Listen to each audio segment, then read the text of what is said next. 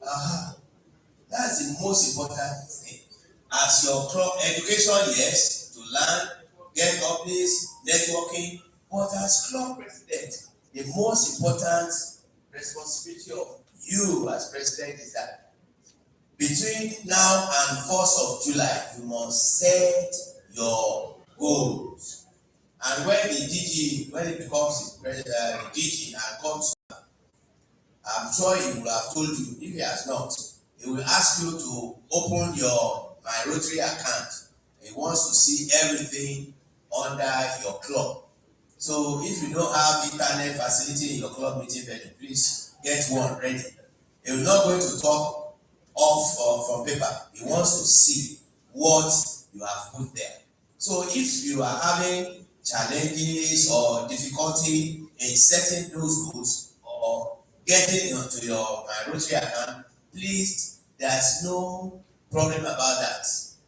Not all of us are so comfortable with IT, etc. Please say it here privately to any one of us or to your colleagues and get familiarized with all those aspects. It's very, very important.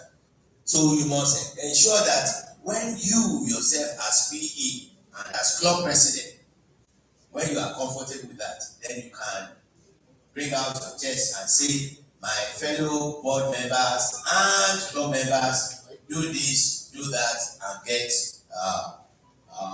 familiarized with that. Next slide.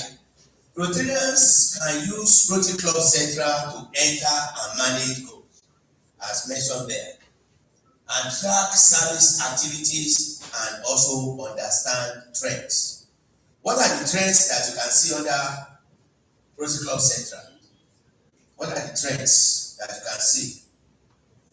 Who wants to help? Anyone? Okay. The passport, membership status. Yes. Very good. You said past.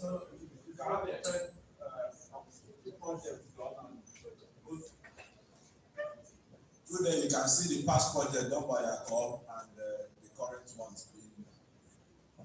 Yes. Any other one? Me? You can get various trainings. Yes. When you go to the learning center. Any other one? Projects. What of Rotary Foundation? You can get, that's what they are talking about. Trend, understand trends. Trends means what has happened in the past, and that can give you an idea of how to also set your goal.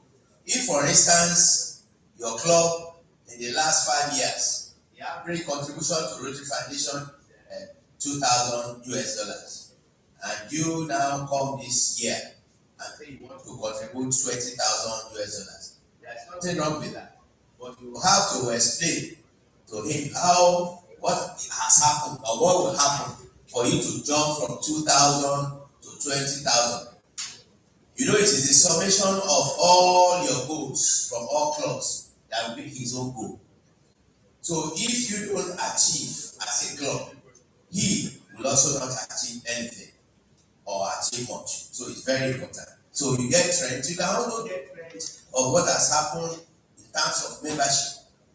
How many people have come in the last 5 years? How many have left? What happened here and there? And then be able to navigate through it and be able to have reasonable goals set for your club.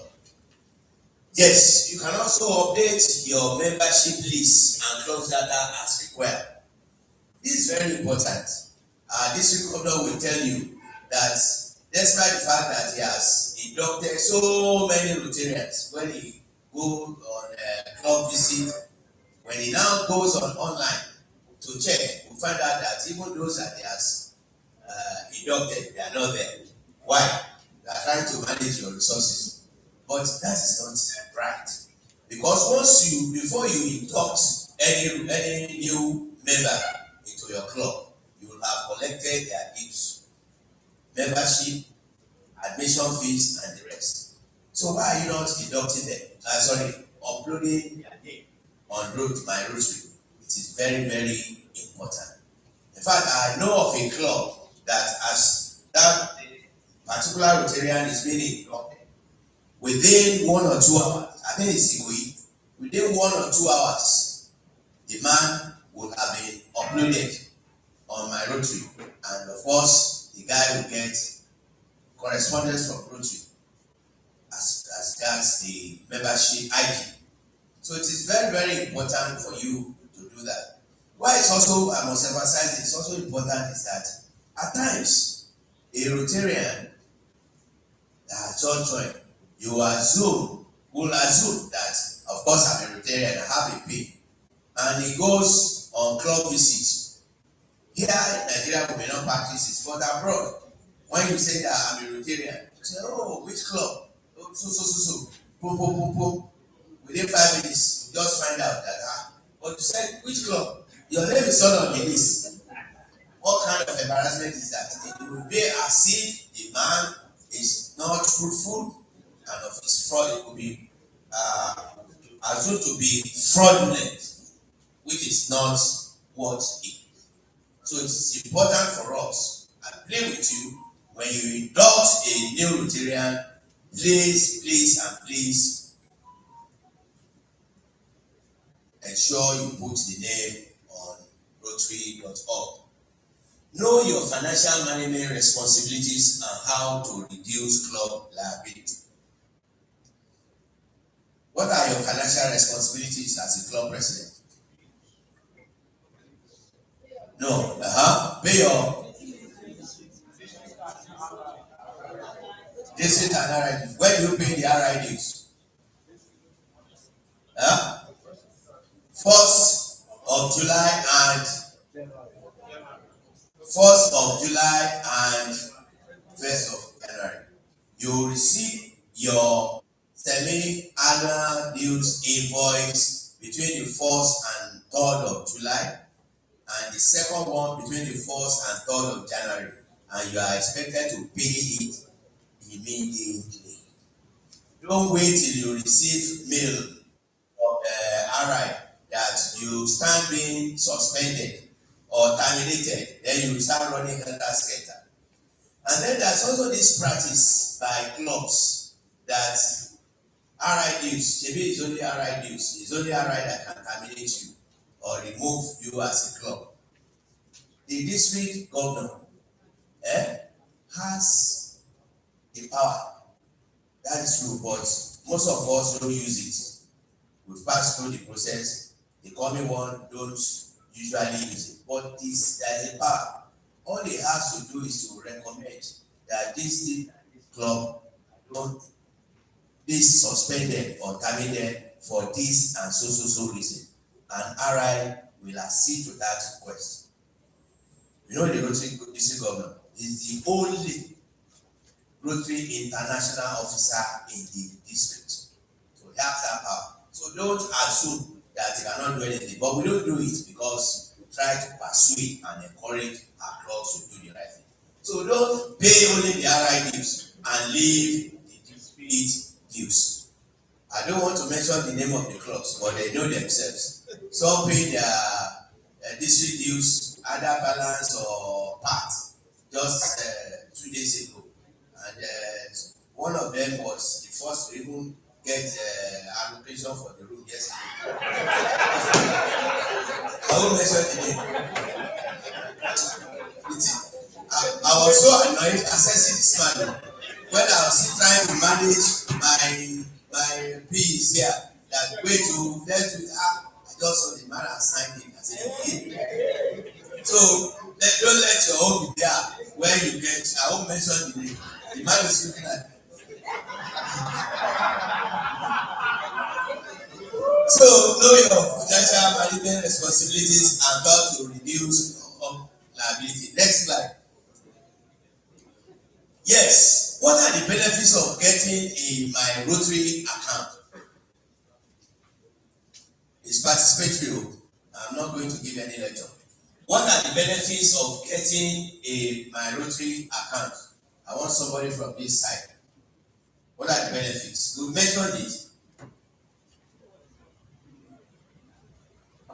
It gives a sense of belonging.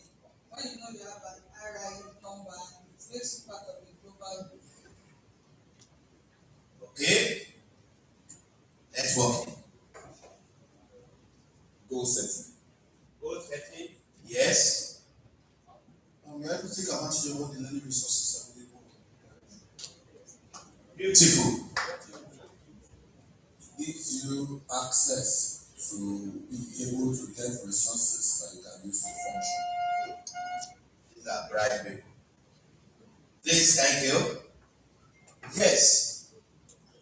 Learning center and the resources. Yesterday, the DGE mentioned something here. He said Rotary.org is like the university for many universities. And for some of you, for those of you that have gone there, you find out that it's not only about Rotary, even for your own personal development and businesses. You can get things to read there. Strategic planning, product development, and things like that. They are all there. And I want to thank those who took it upon themselves to go there to take the president-elect learning courses there. So how many of you have your certificates here? You have to. You don't have your certificate. You completed. So if I ask you to show me the certificate, you show me on your phone. Okay. Because they are going to be a test too. And one of the 50% of the score will come from that certificate. Let's go on. So what did you learn? No, please go back. What did you learn when you look at your club strengths in the Rotary Club Central? Some of you mentioned it a little while ago. Okay, let me start with you. I noticed that my club has been consistent in achieving their goals that was set 2 years consecutively looking backwards. Thank you. Yeah. When I look at my own club, I saw trend of membership up and down and projects. So it gives me opportunity to look at the year that did well, what and what happened within that year, and do I really need to meet the same target and why and what caused the problem. Thank you. Apart from what you said, you find out that if, for instance, your membership trend had been zigzag, you have the opportunity to looking at those years that there was a dip in membership. All you need to do is that, okay, it was in 2025, 2026, or 2016, 2017. Who was president in that year? Not to go and chastise him or her, but you can call that president and ask her, what happened this year? Can you advise me? And to be a source of information for you to also get your club back on track. When was the last time your club updated its bylaw?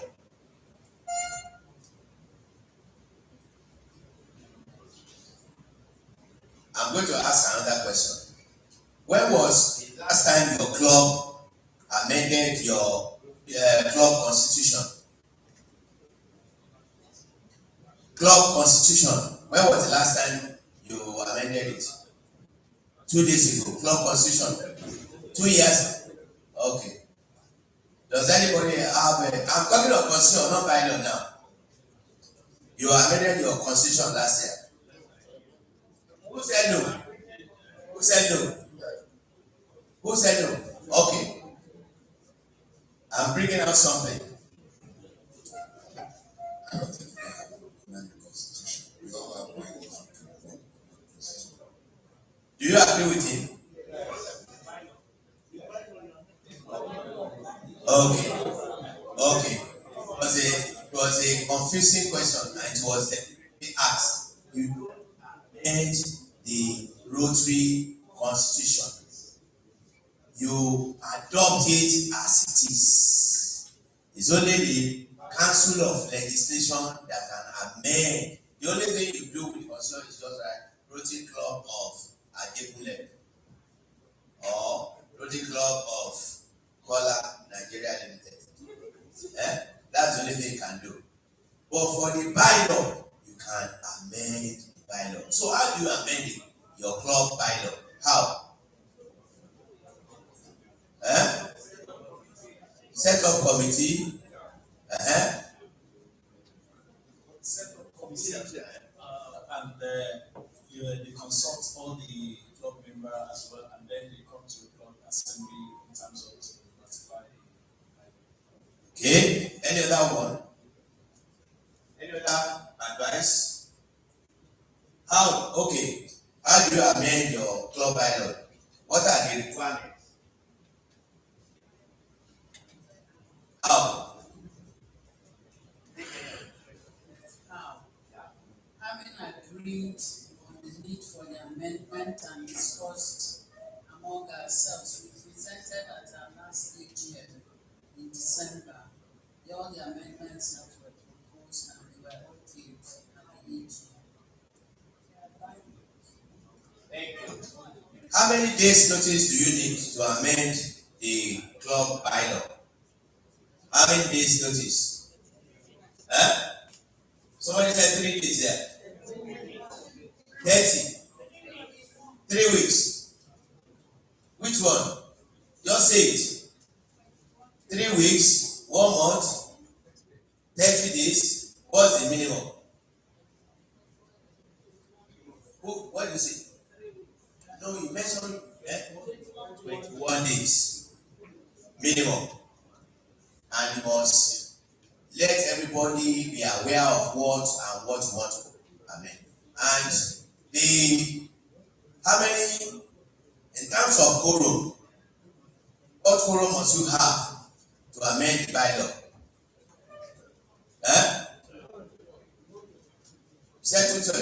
Somebody said anything? Okay. So don't do mago amendment so that your club members will not challenge you. Yes. Next slide. You all have this worksheet. There's a worksheet called Online Tools. Yes, I know. Online Tools worksheet. Do you have it in your bag? Bring it out. Online Tools worksheet. To save time, I will encourage you to look through it. What you can do with each of the tools, online tools that we have. You have it? Okay, that's good.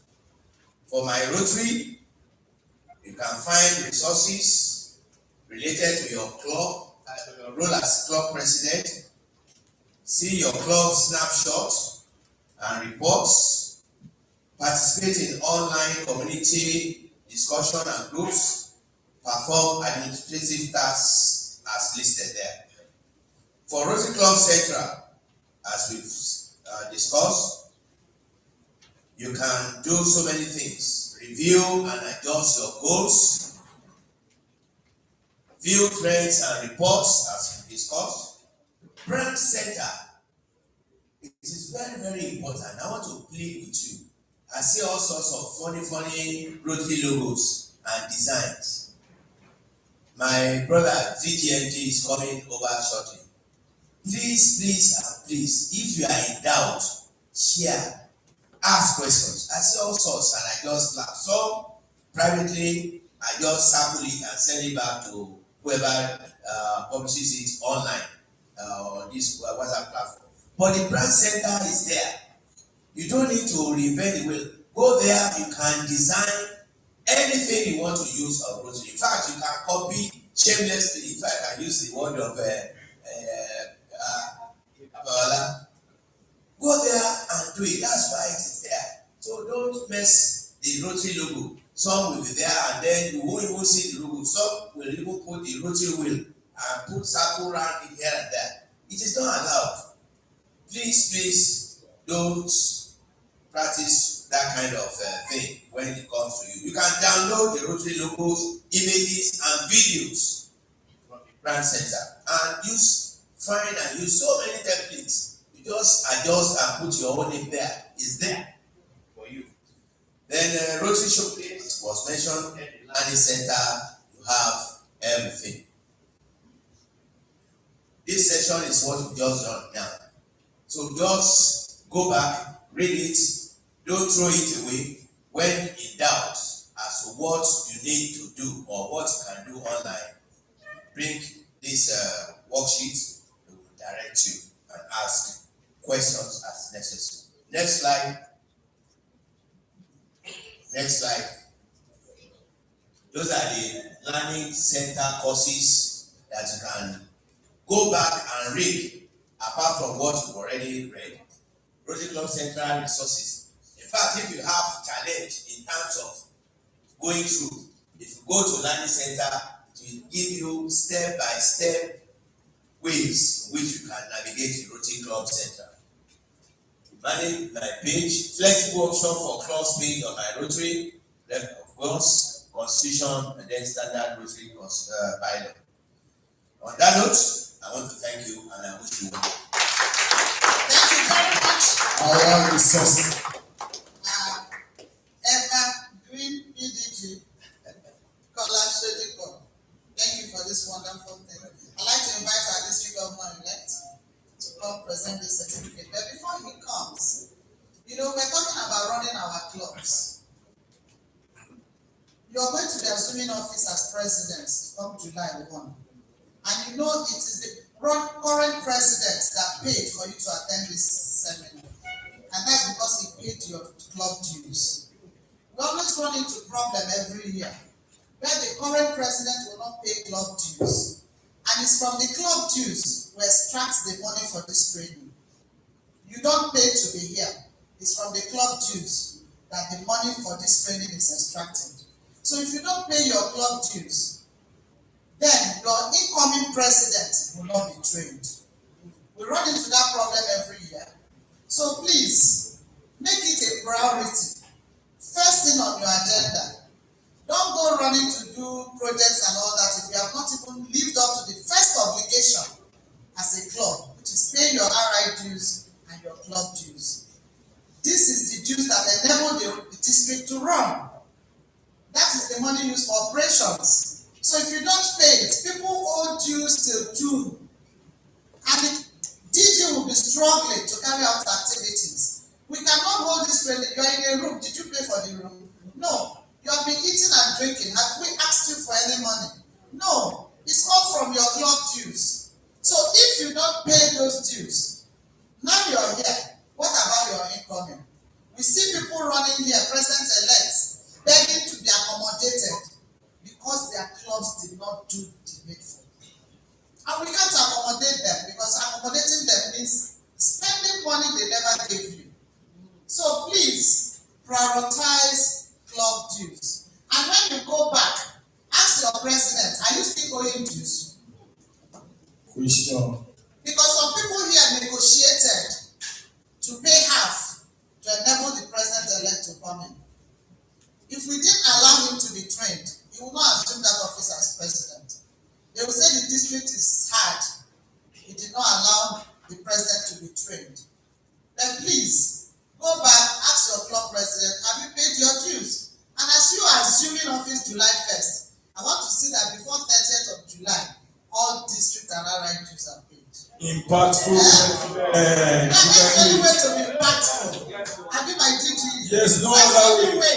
No other way. You understand? So start planning your year now. Don't wait for July 1st. Even now it's late already. By now you should have formed your committees. You should have started working. You should have started setting your goals and everything you need to do so that you hit the ground running once it's July 1st. Once it's July 1st, you're late, you are too late for anything you want to do if you don't start now. Thank you very much as I hand over this microphone to my DG. Thank you to appreciate Impactful president. Yes, we are. Impactful president. Yes, we are.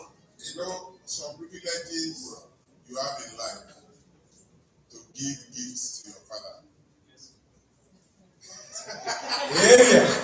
Area. And to recognize your father and give him a certificate. I will tell you a simple story. In 1981, one of the first friends I made, senior friend in pharmacy, a scholarship. Can we give him a locomotive clap? Start. 1, 2, 3, 4, 5, 6, 7, 8, 9, 10. Thank you. 3 years my senior. So thereafter we became friends. When he was doing his internship, I used to go and greet him. So we got to be friends from school. Then in 1999, I was into Rotary International District. He just asked me, "I can't meet you now." So I followed Meeting. Yes. And a bottle of is there any king of? I don't know. Do you know? You don't know. So, and you won't believe it that he signed my membership card when he was the secretary. Membership. So that's the beauty of what you are seeing today. And go back to Abadu yesterday. He said the past presidents, past DGs, and the memories, and my own is sweet because all I say. Locomotive clap. It didn't start that way. Can we do it? 1, 2, 3, 4, 5, 6, 7, 8, 9, 10. He told us about running our clubs. But there's something we are going to do this community here. But that was what I was lucky to be the secretary of PDD Balogun. And that was the year we commenced the use of the club central. And we will review your club goals on the club central. So if you don't have a multimedia player, I will bring one along. If you don't have a laptop, I bring one along and I will project. So you might not need to go through the experience, but if you have yours, it's easier for me to. So I will look through and work with you on Rotary Club Central. You come with your laptops. That's the only way to understand. Perfectly. So Not your phones. not your Your phones, laptop. yes. So that when it's projecting, you're looking at it and you're working with it. Exactly. It's theory. By the time you get home, you forget. Yes, sir. So he said, when you have not done uploading of your goals, please don't be ashamed. Ask for assistance. Because for one reason, he said, the only way you can update your data seamlessly is on the Club Central. The only way you can see a generalist for last because the ability to see it is through the Club Central. And for everything you need to do, I will shock you that it takes, when you go to the Roof Club Central, only 61 clubs have bylaws out of 87. And it's there. Because you have not looked at it, you have not seen a need to have governance books that will make your year seamless. So I will not go back and review what my father has done. My senior wrote me. Baba. Yes, my Baba. When somebody introduces you, it's your father and wrote. Yes, sir. So when somebody introduces, people have introduced it's their grandfather. Yes. So not many people have this privilege, but I have it today. And that's why I seize the opportunity and the power of microphone. Yes, sir. So on behalf of the senior, I want to I'm presenting this as a bit of appreciation to Paula Shukripo. That case is the case stands for king. But some people say king of boys. Boys and girls. Since I know him, he's a king of girls. Doesn't do boys. Are you here? Can we clap up for that situation? He's a king of girls. So, and that is his name, Gears. So, and for you to know, he's very expert at being king of girls, whether old or young, so that they might be constrained to call him by name. Say, call me King. So when you see a 16-year-old girl say Gears, a 60-year-old say Gears. So it's your call. So one barrier is gone. He has a brand, which is Gears. Adeniji, I don't talk to you. Okay, I will not talk further. I don't because talk we to are you. running out of time. So people are already shaking their heads for me. Please, you have to bear with me until July 1. First. Yes, until June 30th. So this is signed by United for Good Governor and me, creating lasting part governor. Thank you for that. That is not good enough. Locomotive, let us have one. 1, 2, 3, 4, 5, 6, 7, 8. That is our resource fellow, District 9112. Yes, so. I have the opportunity to call to the podium our next speaker for today, our DGMD, Rotarian, Ibrahim. He will take us on conducting meetings. Please listen well. Most of us, our clubs don't conduct meetings the way it should be done. But there are ways to conduct your meetings, so take notes. Thank you very much. Thank you, my district learning facilitator and PDG.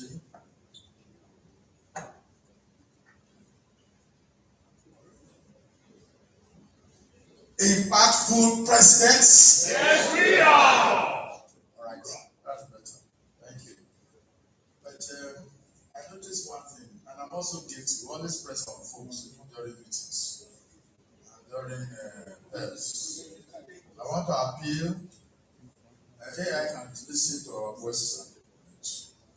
I want to appeal that we do less time on that phone. I'm appealing so that we can just pay attention. We do meetings every day. This forum, what is it now? It's not a meeting. Okay, we can name any other type of meeting in our clubs. Let's even leave out our businesses. Name the meetings in your club. Your weekly meeting, board meeting, business meeting, club assembly, you're going to say, AGM. Yes, committees meet too. DGVC brilliant. All those are meetings. When the DGVC visit, it's also what? A meeting.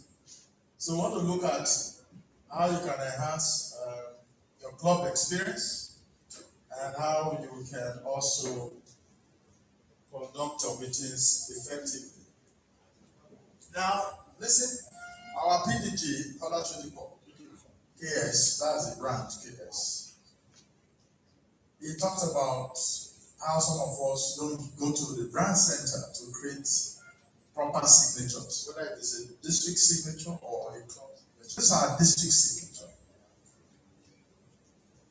It's our identity, just like your name. If your name is Franca and I call you Janet, if I say Janet, you will not answer me, because your name is Franca, not Janet. Most of the time, there is a lot of misrepresentation. So anytime I have opportunities like this, I try to always show what it should look like. Most of the time, we make mistakes. All right? In Rotary, we encourage each other to learn. It's not a master-servant relationship. We can learn from each other. And that's why it's now called what? Learning. No more training. I can learn from you. You can learn from me, and it is interactive as much as possible. Again, this is a lock-up. This is not a PI class, but I always try to set tone because of my background in public image and as RPIC in the region, Assistant Rotary Public Image Coordinator for Region 27. By the way, Africa, Africa is now going to become 2 zones, but previously we had 3 regions. Just to take it, we're still having 3 regions. Our own is Region 27, that's Latin and West Africa, Egypt, and then Sudan. So this is called lock-up. When you have this one, it doesn't just happen by chance, but go to the brand center and everything will what? Come out. Yesterday, the DG was saying the biggest university in the world, its is what? Rotary Learning Center. Always remember that. Now, what do we want to learn today? How to run your meetings. And you see, there are 2 keywords in the first one. Who can mention the keywords for me? There's a third one. Engage. Your meetings have to be very engaging, interesting, so that your members should look forward to the next meeting all the time. If the meeting is not interesting, not engaging, I say that meeting is too boring. So make your meetings fun. Then create an engaging work club experience. You see, the experience is what will bring people back most of the time to your meetings, on the project, because they enjoy themselves every time. It's time well spent. So underlying engagement. That is now, if we have club attraction, membership attraction. Sorry, we also have a membership engagement. Okay, let's go. Now, when you run your club meetings, you have to plan for that meeting. As a club president, all of us coming before you get, we are all the presidents at one time or the other. Don't take anything for granted. Go to your meeting venue very early, and then draw up a plan for the meeting with your secretary. You can do that online, you can do that over the phone, but make sure you script how your day will look like, how that meeting will run for 1 hour. My club, Rotary Club of Lagos, we meet every Wednesday, 1 to 2 is a lunch meeting time. The meeting starts 1 on the dot, and by 2 we finish. But that meeting, that 1 hour is scripted, what will happen. So that we save time, run engaging and fun meetings, board meetings and club assemblies. So the major meetings you should really conduct as president, when you preside. Actually, the board oversees, what you like call it, the running of your club, the board, because you derive, as president, you derive power and authority from the board. But you are the president, you preside, you lead. If you notice carefully, they use the word lead. You are not the only person's boss. There are different committees in the club. Who can mention, apart from this committee, who can mention any other committee? Feel free. You have been participating in your club activities. Service, yes.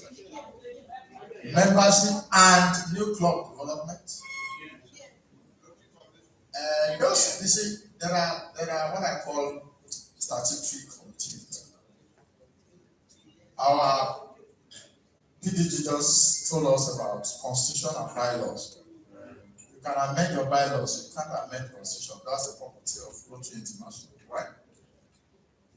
The committees I'm talking about are foundation, membership, service projects, youth service. All the other committees you are creating is to enhance the club experience, to get better results. Whether you call it PK or polio, or you call it, what is the other one there? Create so many other committees, just so that one way of getting members fully involved. To run a successful club as president, you must get your members involved, connected, and engaged. Even if you don't take away anything from getting them. Get your members involved, connected, and engaged. The club admin committee is like the hub, the engine to running a successful club as president. Because you are going to lead the club. And you lead this as the backbone, the pillar, from which all other committees will also derive their, what I call experience. So, because here, club administration committee has its responsibility to help the club secretary with meeting logistics. I'm sure you understand what I mean by meeting logistics. You plan and prepare for those meetings. Your venue, for example. If you are having a guest speaker, you have to prepare for that guest speaker. Right? If the district governor is coming, you have to prepare. There are things you need to put in place. For example, the workbook, refreshment and stuff like that, or the environment for the meeting. Maybe you're going to get more chairs because the DG is not coming alone, and so on and so forth. Organize meetings that are fun. I keep saying this. If your meetings are boring, your members will run it. But if they're interested and engaged, they will come. How you make them fun? I can give you 2 examples. When I was president, I introduced what I call perfect attendance. Perfect attendance. There was no internet. There was no virtual meeting. There was no COVID. Before 2020. So, attendance is important. So, what we did then was, if you don't miss a meeting throughout that month, we meet every Wednesday. So, you can have 4 Wednesdays, you can have 5 Wednesdays. You get a certificate of perfect attendance. and you get a gift from the club. Those gifts, the club didn't spend one couple. We sourced them from our friends and partners in Nigeria, corporate world.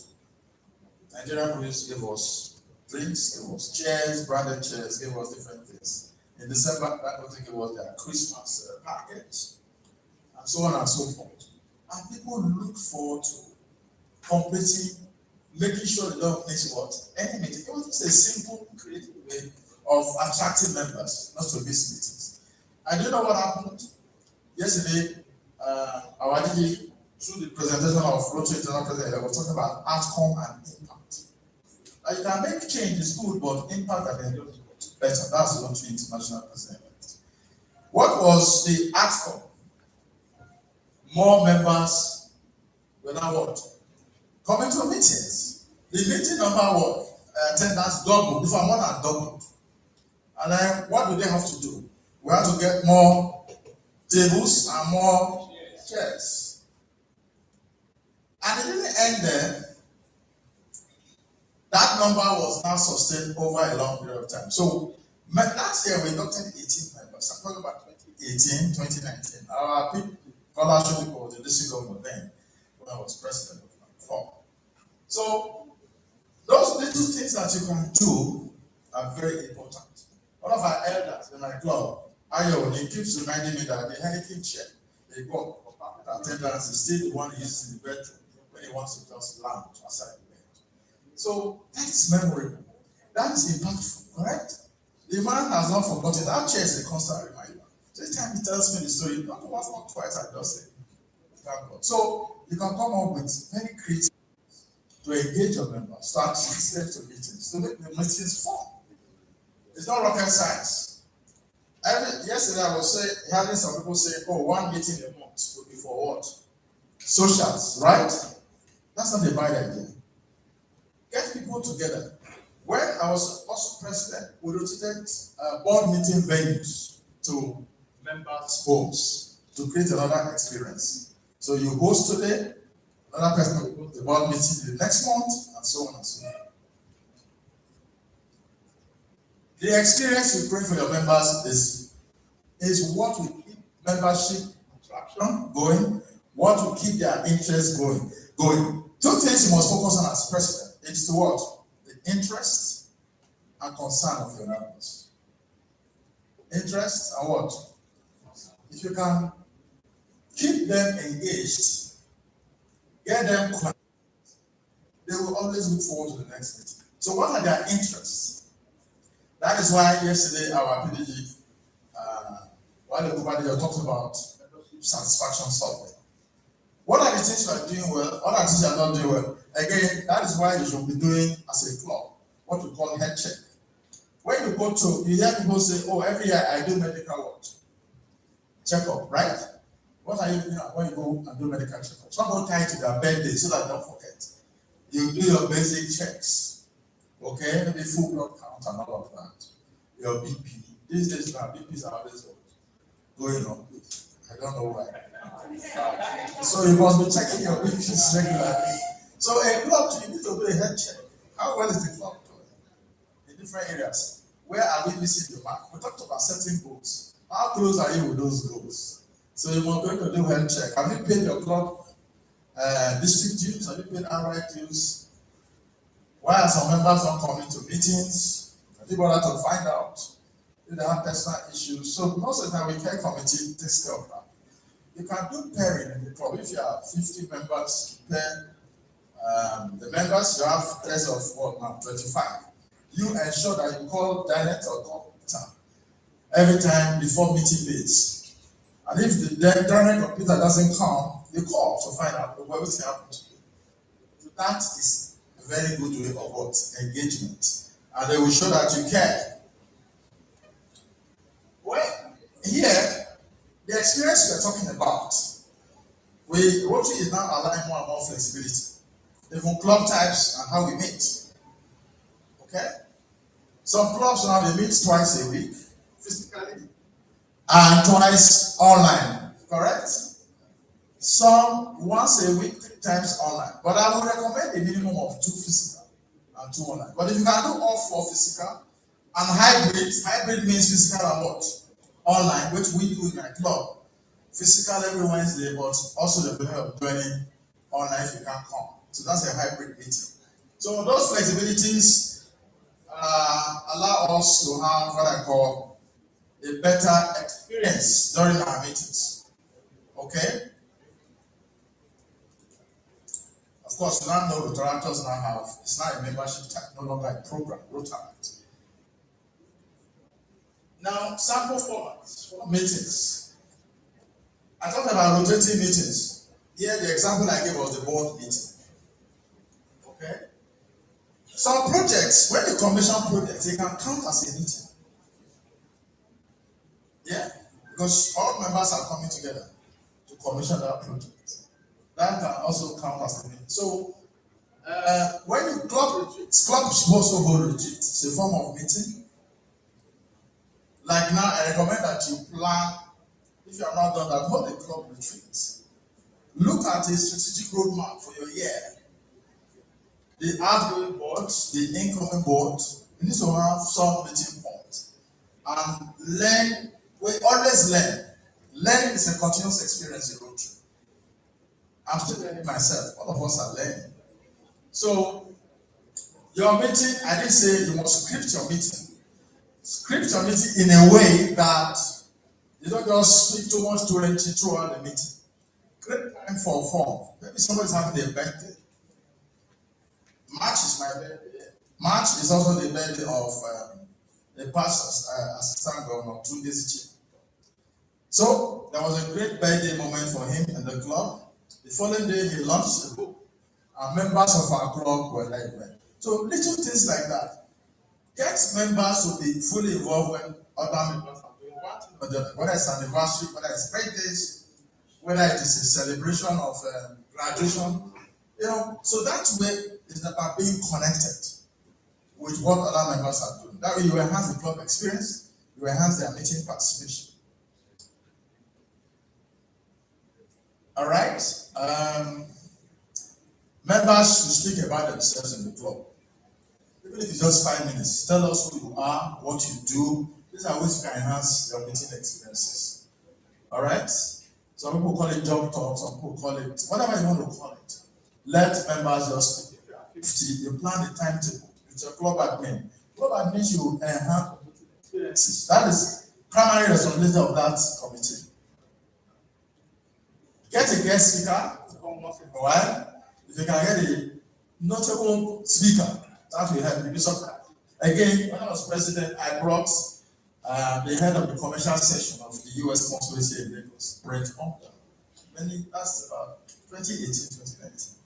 So we promoted it on our club platform.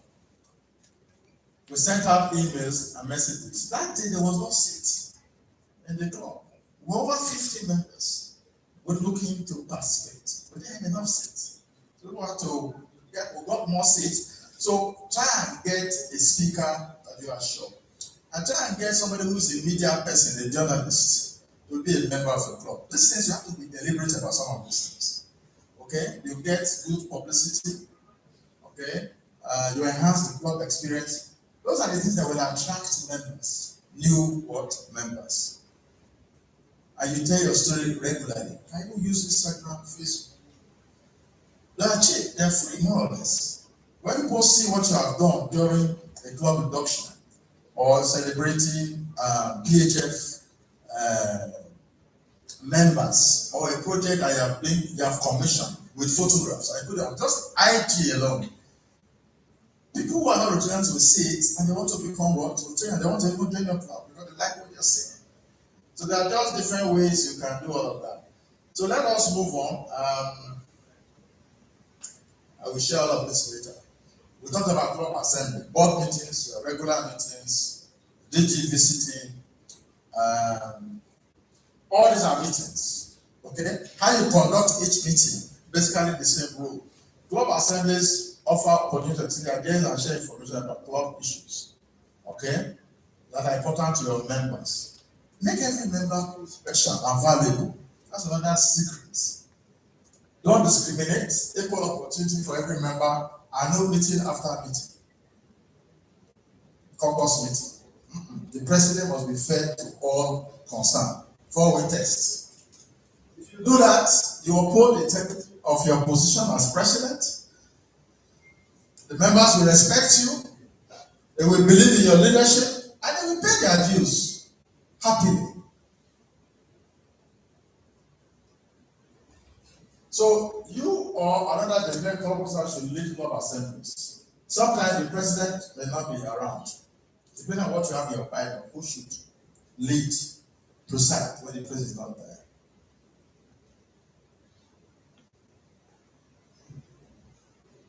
Seek members' input to make sure meetings address their interests and concerns. Remember that? When you are planning, even this visit, carry everybody along. Don't just work with a few people. Because we are very sensitive people. We start to think of so many things. The next thing, people start leaving the club, they won't come to meetings. Your job as president is to ensure that you get full participation and support all your members. If you are not able to achieve that, then something is wrong somewhere. Now, why should you hold your club assemblies?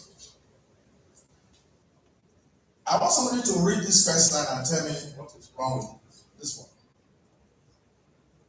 Who can tell me? Who can spot it? And I left it there deliberately.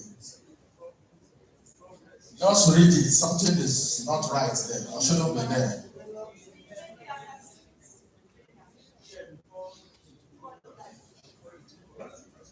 Who can tell me? Yes. What are we doing now? Now, before, we used to have what we call district team, and that was, I don't know who mentioned that we should familiarize ourselves. I think it was PDP Bola. We should familiarize ourselves with changes in nomenclature. District team training seminar, DTTS, is now district team learning seminar. Training is now learning. President-elect training seminar is now what? President-elect, you replace training with what? The one that we have for club officers, it used to be district training assembly. What is it called now? Thank you. Put your hands together for yourself. They're brilliant. You're not clapping. Clap for yourself. If you don't play your trumpet, nobody will play for you. So CLLS is Club Leadership what? Learning Seminar. So what should I play here? CLLS. 1, 2, 3.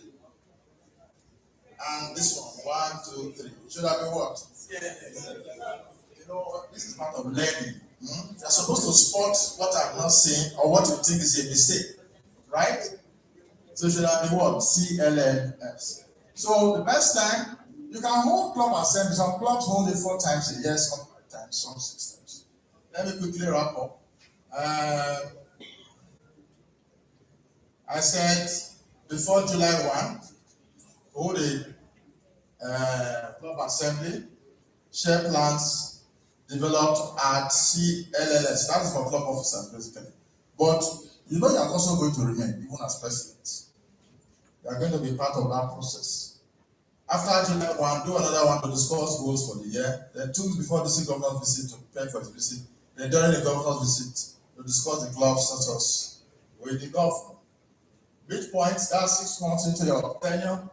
You review progress. You know, when you set goals, you must always review.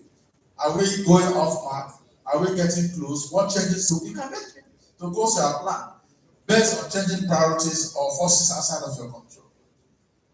April to May, provide body for discussion. Now, governor's visit, get ready for it. One of the most important duties of the district of the club. So get ready. Review your club's progress towards the goal, reflect on member morale, identify questions or concerns you want to discuss with your district governor. Organize reports of committee plans, activities, and company. You had it over and over again. The time to have set your goals was yesterday, not even today. So what are goals? What do you want to achieve when you are president? It's not my year. You will do that many times. It is what? Our year. As a team with your board members. So make sure everybody is fully engaged, fully involved. When you have all those many committees, make sure everybody is in the committee. Whether as chair of that committee or as a member. Get everybody fully engaged. Now, how can you vary club meetings to get members excited about coming to them? I said, when you can bring in new ideas, what can you do? Meeting, some people now say, oh, cost of going to the meeting venue is expensive. So the flexibility there is for online option. But don't make your 4 meetings online. They still need for face-to-face or interaction. COVID is gone. What does a club do at club assemblies? We discussed that. You can go back to it. How can you prepare and involve members in your governor visit? We discussed that as well. You have a committee to prepare this visit. So, but if somebody is not in this committee, make sure that person is in another committee. Everybody. Okay? Inclusivity. It's called inclusion. You have heard about DI, which our PhD also will talk about. Diversity, equity, and inclusion. Any questions? This is supposed to be an interactive session, but usually we don't have time to go around, to pass the microphone around. But I can take 1 or 2 questions before we close my PhD. 2 questions. Yes. One. Yeah. The lady there. I will take the 2 together. I think you should explain that you said meeting after meeting. Because there are 5 is the meeting after. The meeting is just 1 hour. It's 7, 8. But from 8 o'clock till when you are tired, yes, that is the meeting. It's the bond that I'm. So I want to explain that no meeting after meeting. Second question. So you need to. I will take this together. I will answer you, don't worry. Yes, please. Oh yeah, now, madam, you raise your hand. Take the microphone.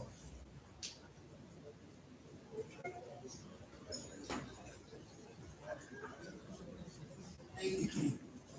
I actually expected, your presentation is great, but I was expecting a practical presentation of physical running of meetings, like calling the meeting to order and things like that. And on that, I have a question. Does Rotary International require Rotary clubs to have like a standard way of running their meetings? And I ask this very responsibly because on the train to Abeokuta last year, one of the clubs in Lagos had a meeting on the train, which if I was not a Rotarian would have killed Rotary for me forever. They were so rowdy, they had drums and cymbals and what have you. They sang, they stomped, they disturbed so many people on the train. And what's going on? They say they're having a Rotary meeting. They say they're having a Rotary meeting. And I'm wondering what expected to have a meeting. Thank you. Let me start with is that follow? Meeting after meeting. Understand the context. Some clubs, after they have finished their meeting, they now move into socials, enjoy themselves. For example, Rotary of Ikota, now in District 9111, I was their AG. They hold their meetings to Mondays, 1 to 2. Then after that, they hold another forum. Okay? They hold another session. That one is allowed. The meeting after meeting I'm talking about. It's focused meeting that people do meetings to destroy the club. Sure, don't belong to that kind of meeting.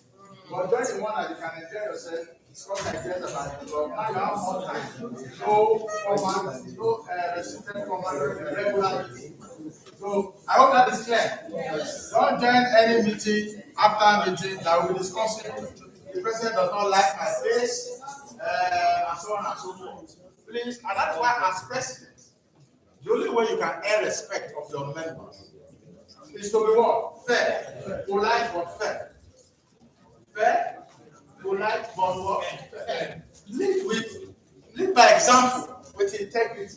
If you don't do that, there will be nothing after you to discuss you and your caucus member. Because you always believe you have those that you are favoring. You have to show that you are fair to everyone.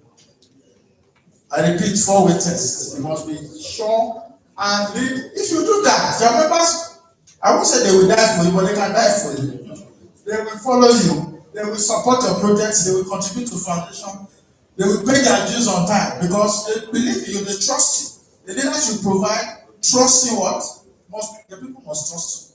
If they don't trust you, they have a problem. On the other one, on the train, I don't know what the session, I think it was during voting. I'm not too sure that was a meeting, but you called it a meeting. I wasn't there, so but whatever it is, we have meeting formats. I did say that if you launch a project, it can count as a meeting. If you do online meeting, it can count as what? Your meeting. But when they were disturbing in the train and making so much noise, and with other passengers, maybe there should have been a better decorum if they were actually doing a meeting. Maybe there was something that they were so passionate about, and they were talking about, maybe a club issue, maybe not exactly a regular meeting. Maybe there were club issues they were arguing about, and they disturbed other people. But I wasn't there, you were there. I'm sure we can, that is why we had this session. The session basically wasn't to focus on how to run the meeting for 1 hour. That you start by saying, Rotary Grace or Rotary Education, and how you close. No. The meetings, how do you conduct meetings? A meeting we said can be your regular meeting, board meeting, a club assembly, DG visit, and any other form of meeting. And how should they count? We've talked about flexibility, we've talked about physical meetings, we've talked about online meetings, we've talked about how to enhance your club experience. That's how we bring members back. Okay? Don't forget your members. If you don't see the member for 3 weeks and nobody asks, then that club is not. I thank you all for listening. Thank you very much. My call on our DGE to come and appreciate our speaker and conducting meetings. Please, we're actually running out of time. And I want us to keep time, the remaining speakers, to please keep to time. Maybe presidents can come together. If you want, there's a lot to be talked about. Maybe this session could have been a 3-day session, but it will be president staying in the hotel for more than 2 days, or 2 days. That is more money. So if presidents can come together and meet the district and say, for PELS, preparing presidents, we want to be having 2-3 days session so that we can really address all the issues and have time to answer all questions and all that. And then you pay extra to enable that happen. Then it can be considered because actually the time is not enough. Thank you very much. I hand over the microphone to Adeniji. Okay. Because time is not our friend, I was asked not to talk. So I'll just say I give you this certificate. I trust my DG. Okay. Since he said I should do 1 minute summary. So Ihi Prima is he's very good at this. Honestly, what he taught us is we must plan every meeting and make sure members are involved. For this reason, not all meetings are fellowship. Not all meetings are business meetings. And then not all meetings are guest nights. So if you have 4 meetings or 5 meetings in a month, each one should be designated as such. So I know what I'm looking for when I'm coming. Then one of the key ways of engaging, and that is the question I will not ask. How many clubs have a bank of speakers? Or have people come and talk to them regularly at meetings? If you have 50 meetings, at least 45 to 48 meetings. If you have a guest speaker who come and talk about something topical, like we saw the issue of taxation today. It's topical. Can talk about the Gulf War. How does it affect businesses?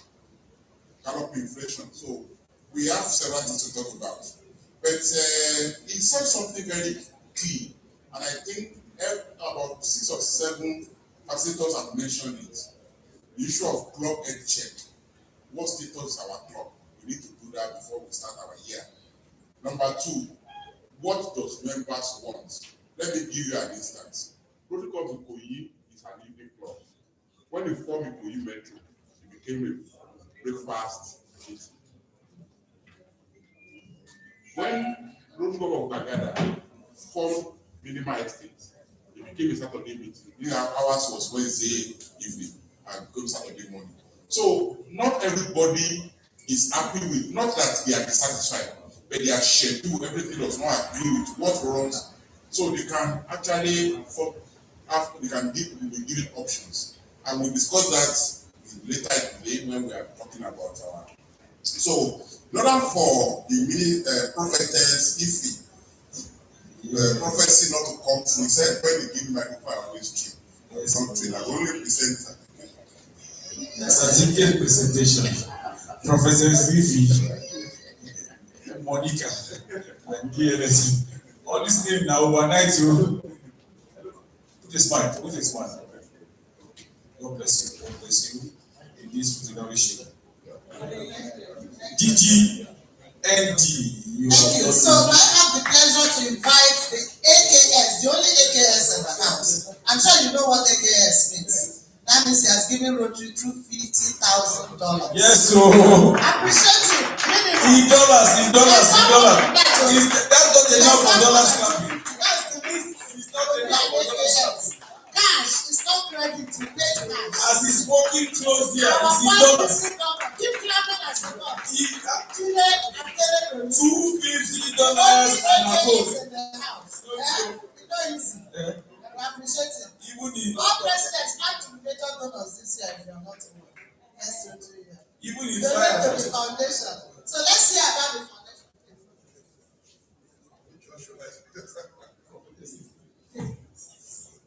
District Governor-elect, District Governor, fellow Rotary leaders. I guess you get used to being called a Rotary leader. I don't know how much you've been able to buy. Usually you have a lot of information overload. You know that some of you will be wondering, oh my God, what did I get myself into? I didn't have to do this and this and this and this and this. And well, you're going to get the most important thing that you need to do. I can tell you this is the most difficult and the most important aspect of your role as a club leader. Even though this is what Rotary will remember you for, long after you left your job as club president, if they want to give you any role in Rotary, either the district or beyond the district, they won't go and check how much did this person raise for the Rotary Foundation when he will give you the opportunity. So this is something you need to take very, very seriously. Fundraising for the Rotary Foundation. You will have seen we'll be talking about it that even the market scheme now, 20% of your max goes directly to just what you raise for the Rotary Foundation. That tells you how important this topic is. Now, some of you came for prepaid, didn't you? Yeah, so it's going to have something like an extended rehash of what we discussed at prepaids, and I don't know why it was repeated. Maybe we have a larger audience now, and we can go into more detail. But it tells you how important this issue about the Rotary Foundation is.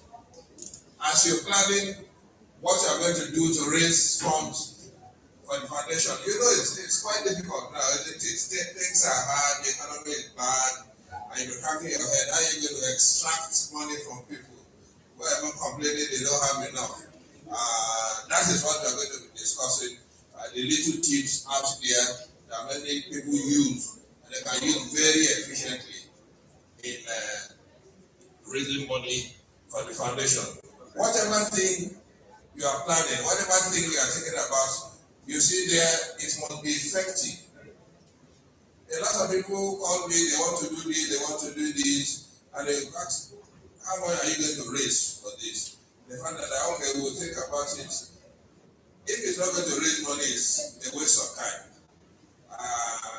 Many people read of something online and they think they can transplant it into our culture here. Our culture may not be able to absorb it. People ride bikes abroad and raise funds, and so on. So you do that one, you just be laughing at you because it doesn't really click into our culture. I think there were times we were doing things like world greatest meal, bike-a-thon. Those are interesting things in other climates, in other countries, but it doesn't fit in here. So whatever you want to do, you must be able to be sure that it will be effective. It will raise money. If it won't raise money, don't even bother yourself about it. And then it must be efficient. Though it can raise money, you may find out that it costs you more to raise that money. It's common in investitures. I've seen investitures where you put 2 billion to package the event and you raise 500,000. You would have been better off just sitting down in your house and doing nothing. And so whatever you want to do, you think about the cost. How much is it going to cost me? A lot of people organize Rotary Foundation dinner. Oh, beautiful. And they want to use Marriott. They want to use Sheraton.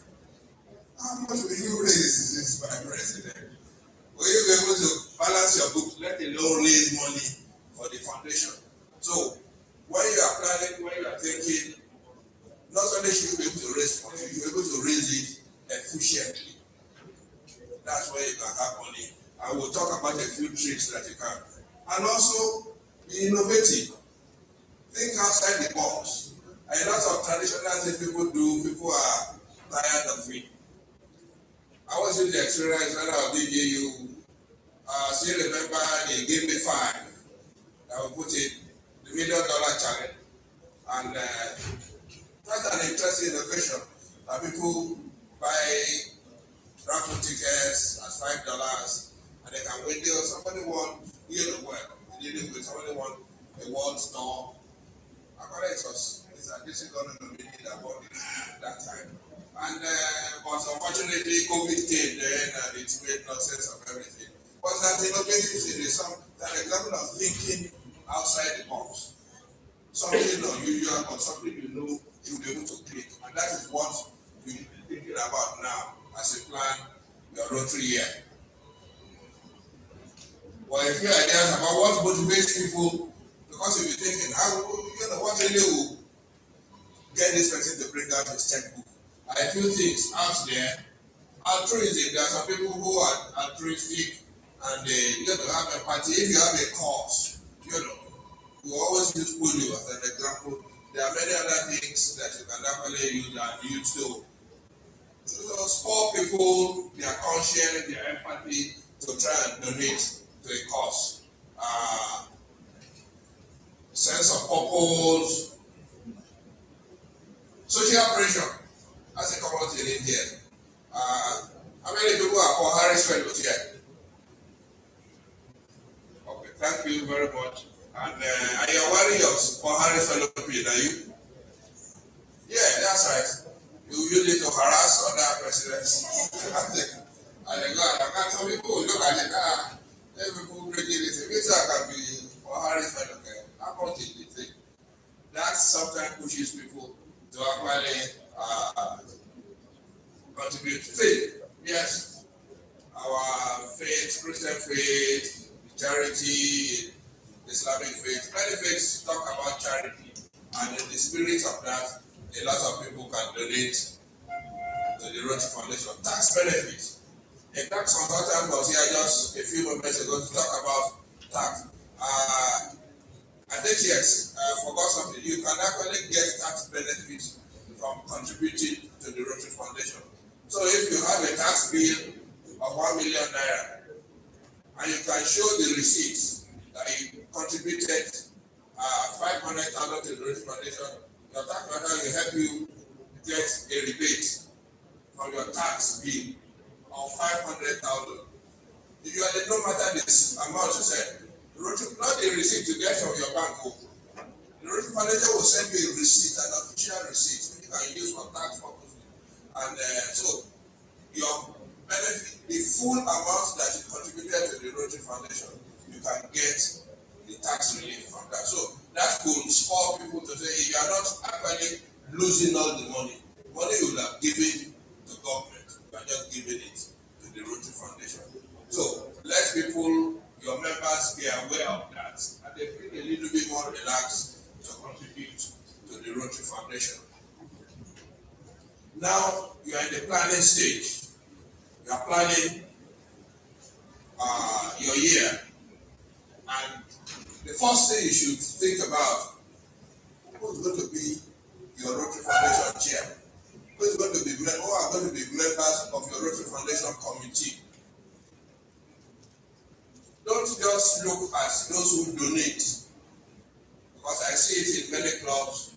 The major donor in the club is the one that they say should be Rotary Foundation chair. That person may not have time. To be able to organize ways to raise money for the foundation, you need somebody who has time, somebody who knows how to cajole people, somebody who knows how to convince people. They might not have donated a lot, but you can know this person will be useful. The major donor in the club who is not even coming for meetings, he will not be a good person to chair the Rotary Foundation committee. The person who can really work.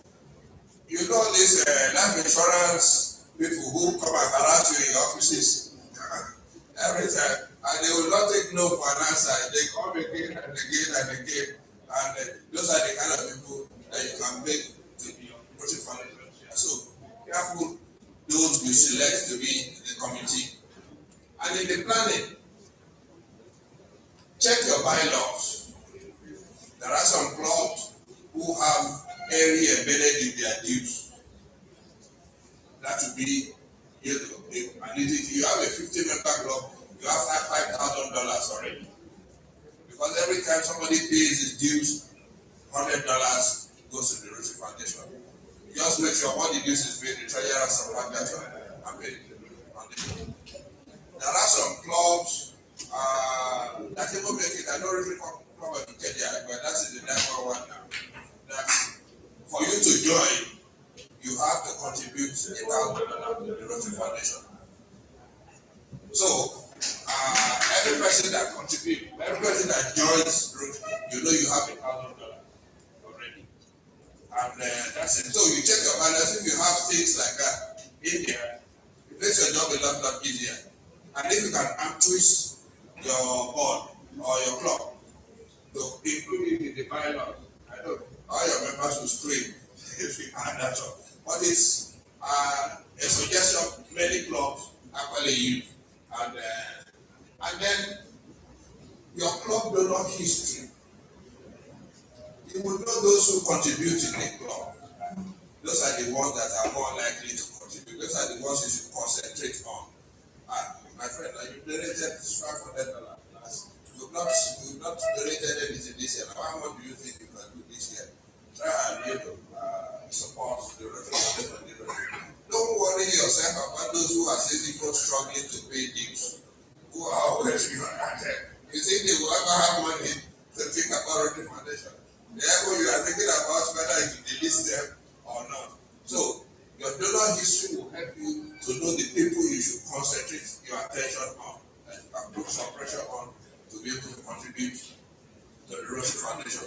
And you set goals for yourself. Yes, you can set challenging goals. How much was contributed last year? This is how much I want to contribute. And it helps you to be able to plan and be able to really work vigorously to be able to meet that goal. I think they gave you a lecture about setting goals. Yes, you know, challenging goals, smart goals, and so on and so forth. Those are things that will help you in your goal of raising funds for the foundation. Now, targeting. And I put a few tips out in there that will help you to be, and it's like a project. A different set of skills that you need in targeting small donors, to targeting average donors, and targeting large donors. The techniques you use are different. Let's go through them. The small donor, those are the people who pay very little. And these are the common trees. They cannot pay a lot, but they can pay a small bit. And if you get it from so many people to add up to something substantial. And goods, services that you can auction, experience it. You also notice one thing. You might as well have been approaching companies and so on for writing letters to them and so on. You won't get this couple. They are more likely to give you their goods or services that they sell rather than giving you money. Because to get money, the board will need to meet, the MD will need to sign, all kinds of things will need to go before they can issue a check to you. But if they good they serve, the hotel, go to Sheraton there. By the time you talk to the PRO, they'll tell us, okay, we'll give you 1 weekend for 2. You know, very easy for them to do. You go to Coca-Cola, in fact, they have a standard price. You go there now, by the time you talk to any of the agents, they give you 20 crates of Coke. They have it standard. But if you want to get cash from Coca-Cola, you will sweat. You will need to be almost get to the board level. So make sure when you are planning that you can use those goods or services or experiences you can get. You go to the airports there, they give you a ticket to Abuja.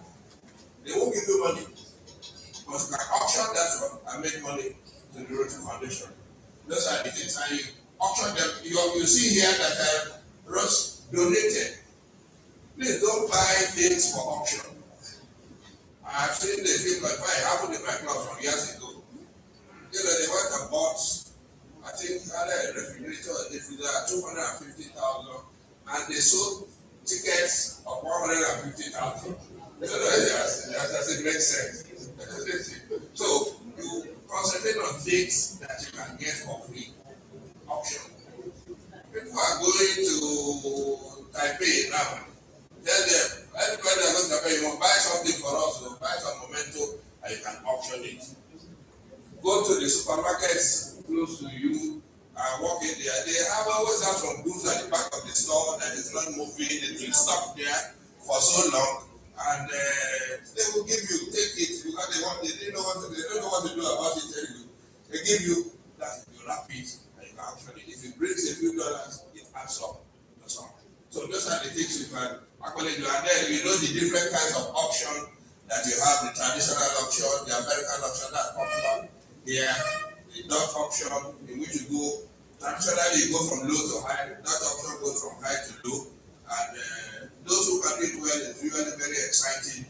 And you can be able to raise goods for the Chinese auction. Is a bit of a different thing. If you have a lot of goods you want to auction, you can auction, they can buy tickets, you know, and they can put their tickets. You have a box in front of everything you are auctioning. You can have 5 items, and people may want to buy. I like this one, so I will buy 5 tickets for this. Okay, I will put 1 ticket there. I will put 2 tickets there, and those are interesting ways, innovative ways that you can raise money for the foundation. And then you can have raffles, either silent, you know, auction, silent updates online. You can have a combination of online and live, you know, raffles, which you can sell raffles. You see ways people sell raffles online.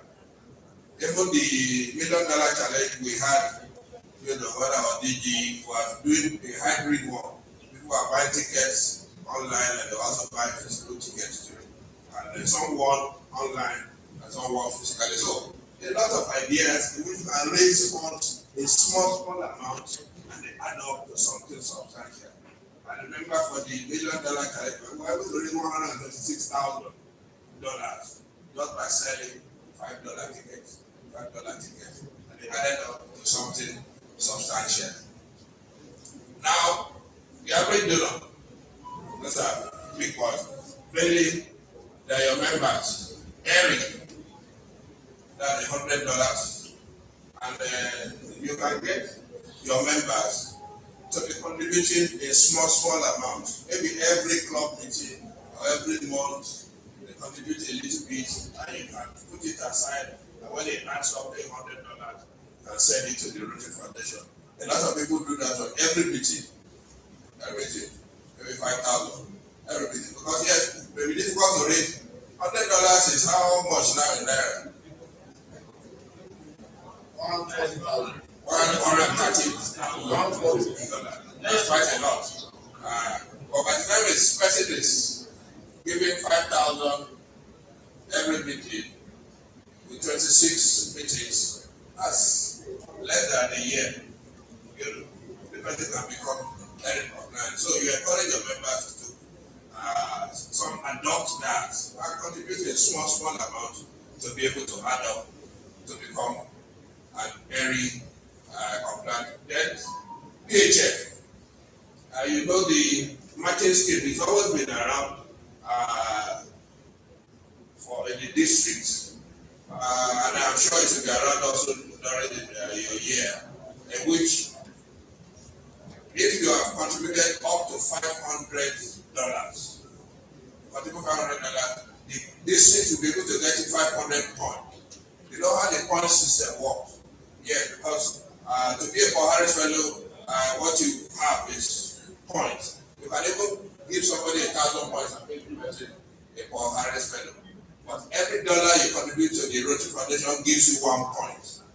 So if you have contributed to $500, the district can look for big donors who have excess points, and they can donate the remaining 500 points to you, and you become a Paul Harris fellow. And if you let your members know that, some can I get calls every time. PDB have contributed $500, send me the evidence, and then you send it to Udua who have, your points available to you, and you become a Paul Harris fellow. And they will stop harassing you with their PHFP. Now I say yes. Now some people even write it in front of their name. Don't you see? Rotary International about PHF, I think it's a PhD degree. Yeah, so you imagine it there. And then the big one, if you want to be a major donor, but that happens from RI, not the district level. And they don't use points when you get to that level. What you do is that if you have contributed to be a major donor, your minimum is $10,000, isn't it? But if you contributed up to $5,000, you can now sign a pledge form, pledging that the remaining $5,000 you contributed, usually within the period of 3 years. And if you sign that pledge, they know yes, if you're able to get to that level, you are, credit worthy, and you can be made a major donor. And obviously they'll be watching your contribution history. Because there are some people who then default, and they actually, you just see on my routine, his name disappears from the major donor list. Like, you say you've been contributing, 5,000 or 2,000 every month. But let's see his last 3 years, and then they will disappear. So, but most people try to, apply and complete their contribution of $10,000 within that time frame. But you let your members know that is available, and they can take advantage of it, and also they'll be able to wear the major donor pin. Now for the big ones, the light donors. That is a big project of its own, because they'll be able to attract donation from it. These people get requests from all areas.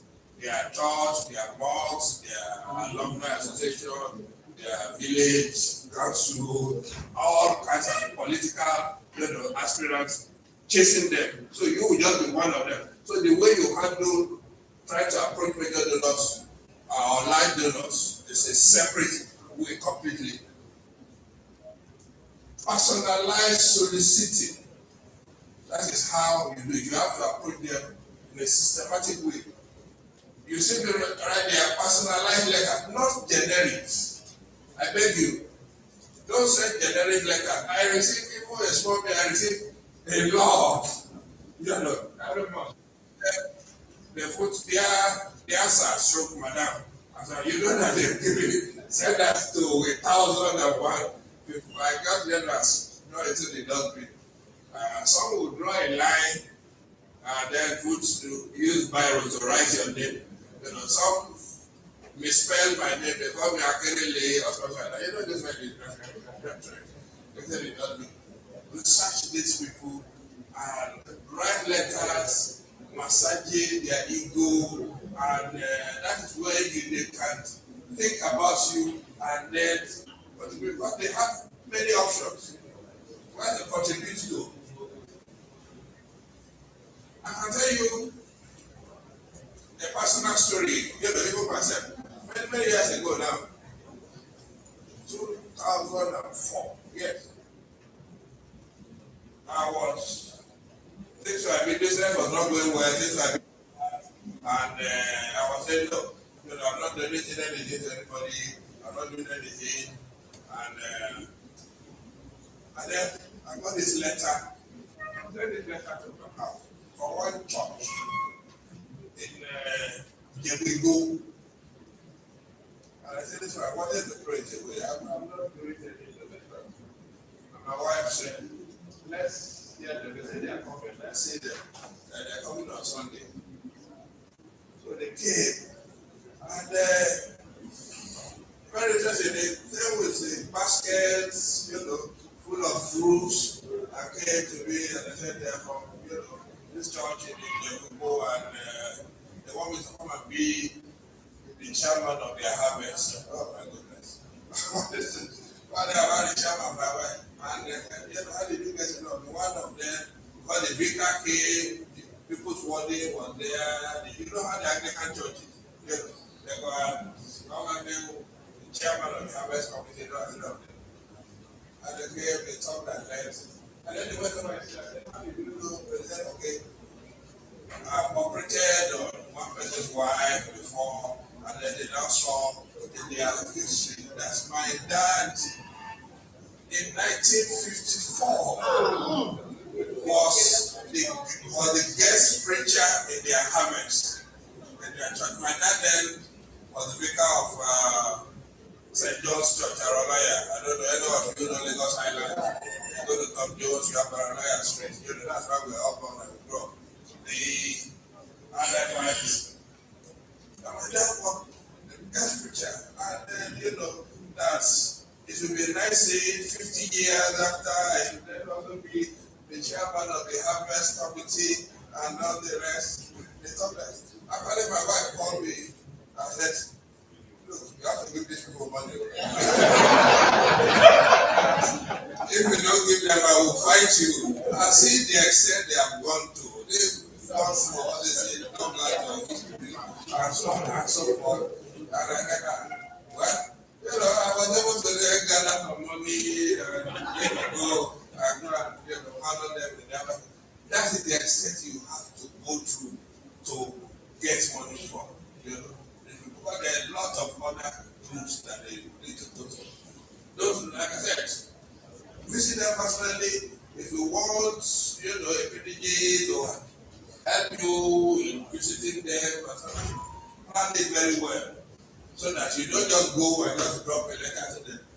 I used to in those days, I also made with you will send letters to some companies, and then you will see that you are just one out of about 50 letters, that are going on there. So when you want to chase these big donors, do it in a strategic and systematic way.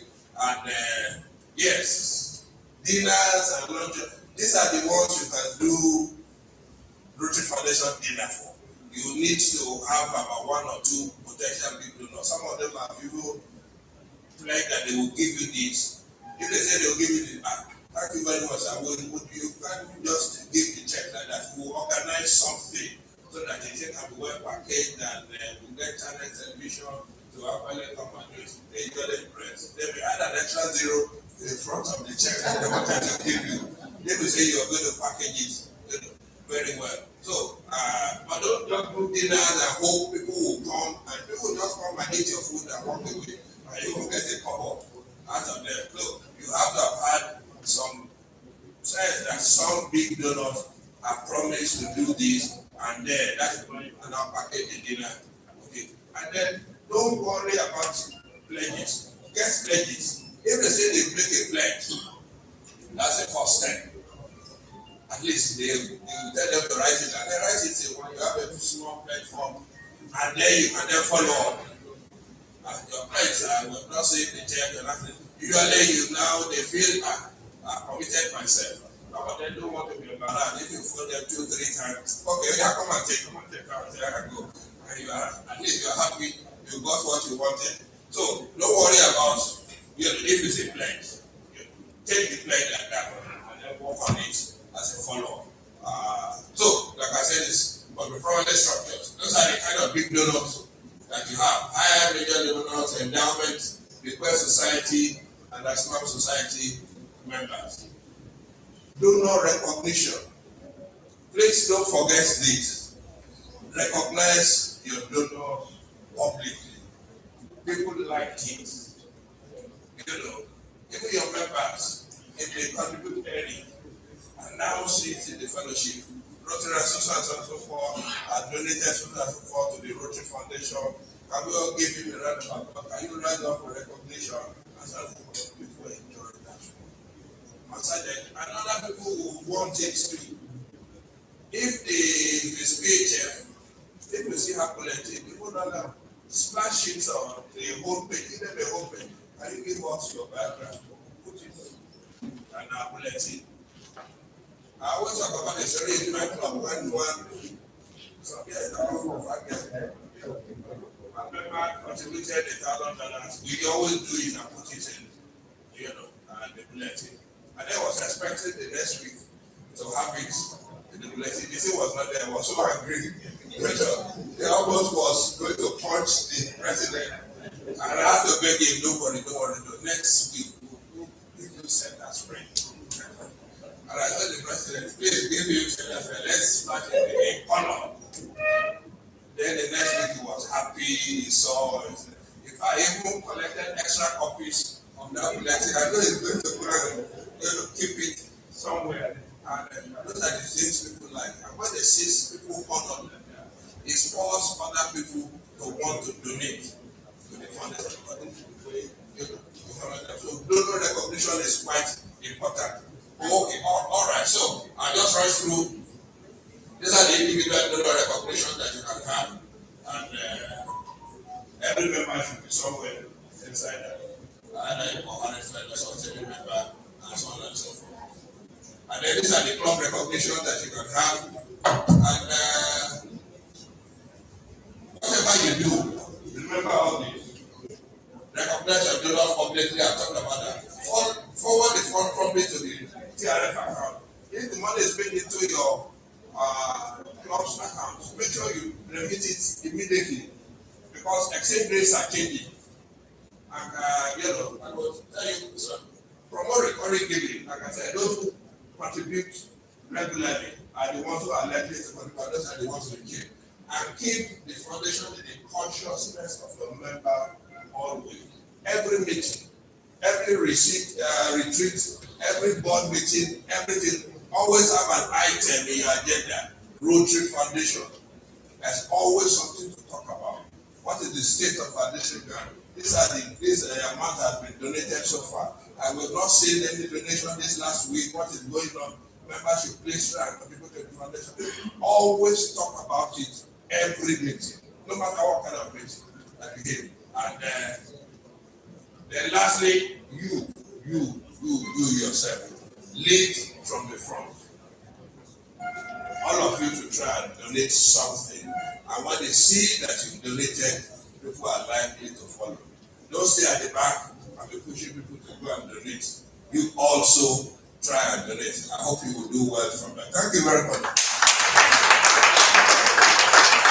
Thank you very much, AKS, for this wonderful presentation. He has taken us through giving. Very important.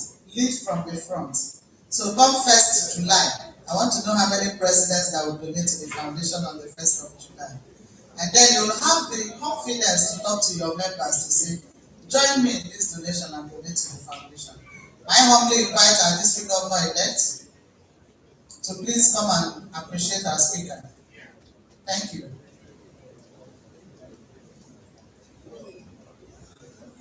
Giving makes you a Rotarian. Minimum expected from every Rotarian is $100. Every Rotarian, every year. He didn't say every other year.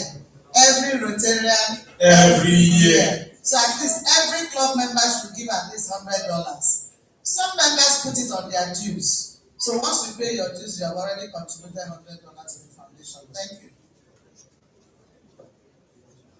Yes, when the expert has spoken, there's something more to add. It really interests you to note that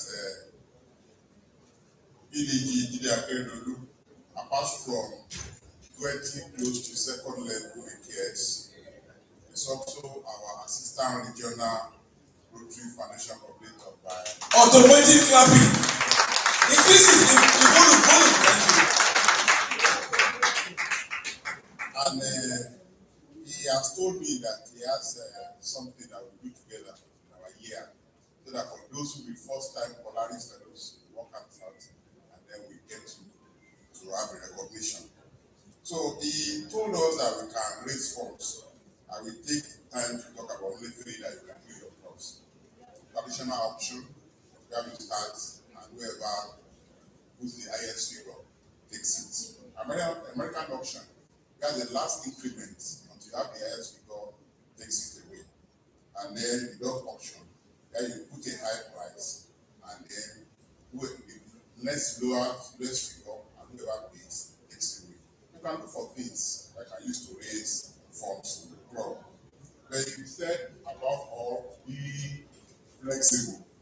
But there's a very terrible statistics in our district. We have contributed 373 million naira so far, $1,000. You know, only 10 clubs give it 1% of that. Only 10 clubs. And the number 10th club, I won't give you the name of the club, had only $9,000 contribution. 3 clubs gave 45%, 59, 58, 57. And it is very, very damning. But when you look at the clubs as Christian by Baba, the 46 clubs that are below 20 is a challenge for communities. So without growing the membership of your clubs, this cannot be very easy for us to do. So the first job is to make sure our clubs are fully developed. It will be very disastrous if the entourage of league is 12 and we come in to meet a club of membership of 6. Are we visiting ourselves as a club? So we need to work on that. Once membership increases, all this becomes easy. So I wish you well in your job to actually use some of the skills to raise funds for the foundation. And whoever wants to ask for donation should first donate, because at least you have confidence to say, I've also done this. So your year will be very fruitful and impactful. Amen. And then you can always call on him at any time. So when you are calling him, don't bother looking for laptop or multimedia projector. I also know he has a battery which he could acquire soon. So when you don't have light, you can always talk to him. Confirm. Thank you very much. As we release with our Rotary leaders, can we give them a round of applause?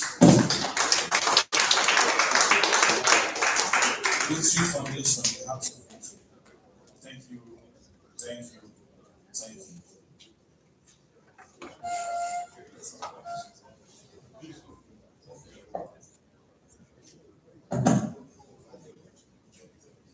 Okay.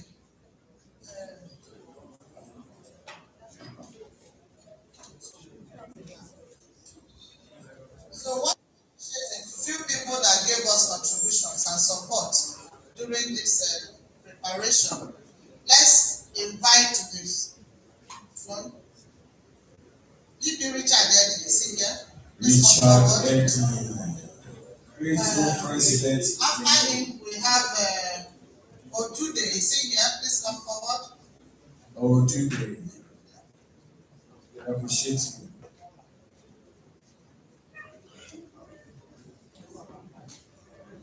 Okay.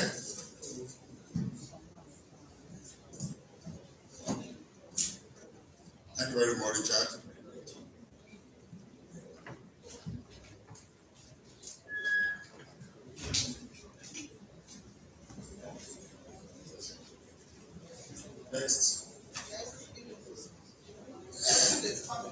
Orchid, I like his two-step. Thanks, my bro. In fact, he has a lot of. From our village. Thank you. Congratulations. You people are on. Again, if you see, if it's not here, can Anita come forward and take this? Please come forward.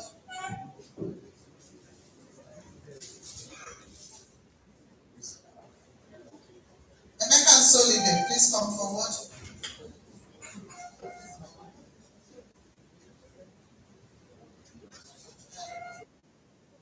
It's Soliday. Who's first? Thank you first.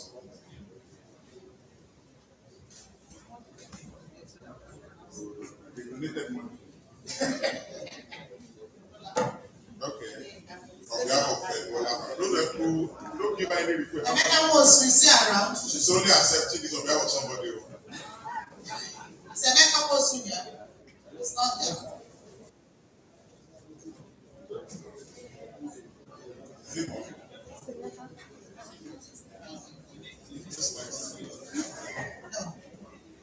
Victoria Island East. Rotary Club of Victoria Island East, come forward. Rotary Club of Lagos, get ready. Please come forward.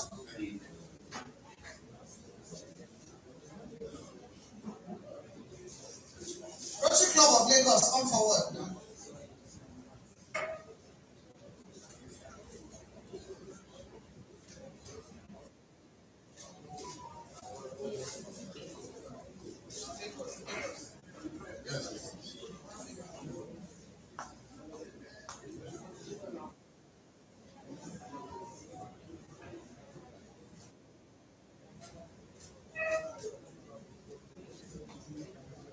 If you get any time, you can come forward.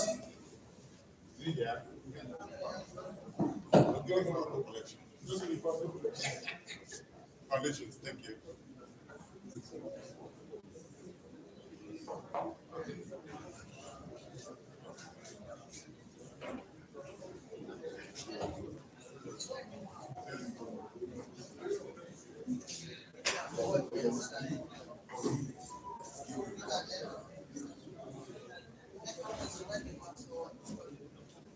Thank you very much. So we'd like to invite our PhD Uzo from Gazi. She's around, I saw her. Yes, please come forward. She's going to be talking to us on DEI.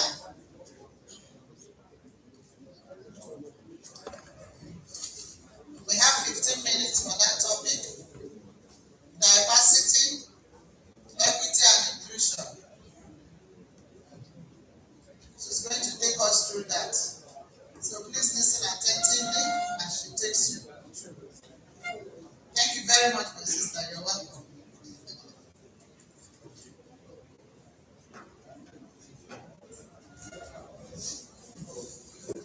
The district governor, the DGE, the convener of this seminar, fellow Rotarians.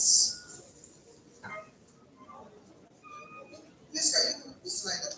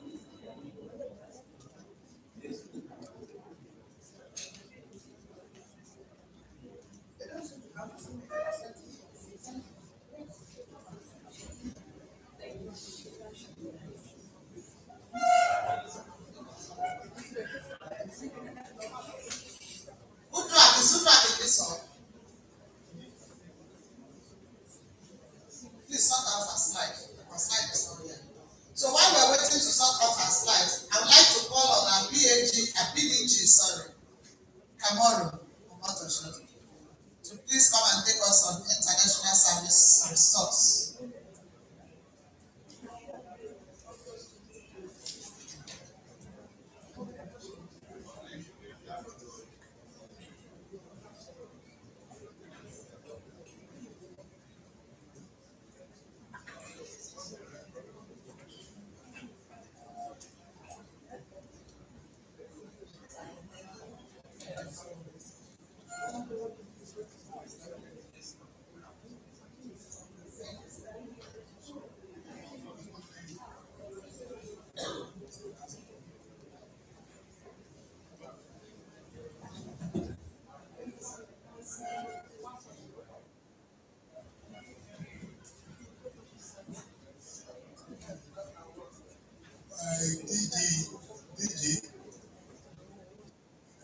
DGE, good morning, everybody. The wonderful president-elect. I think this is a year you will have to change the dynamics. For sometimes, what we pay so much for Rotary Foundation.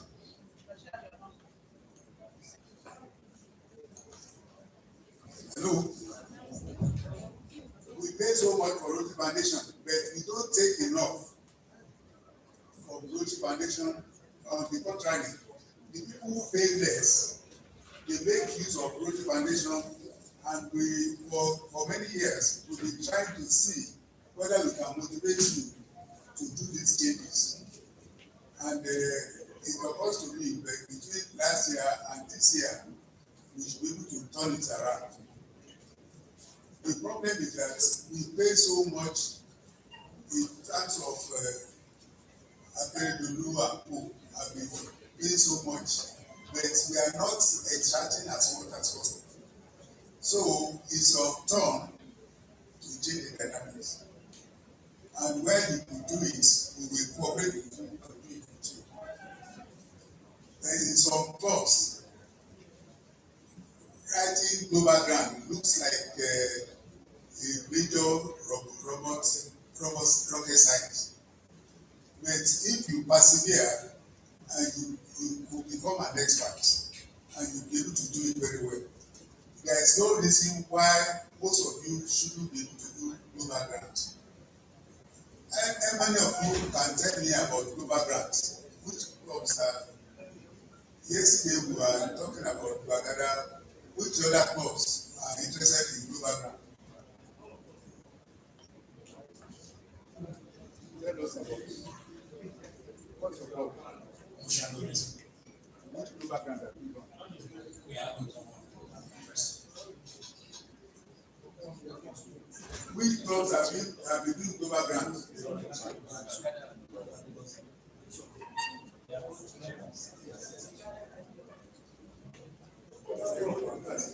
Yes, intentionally, they are even getting the same money.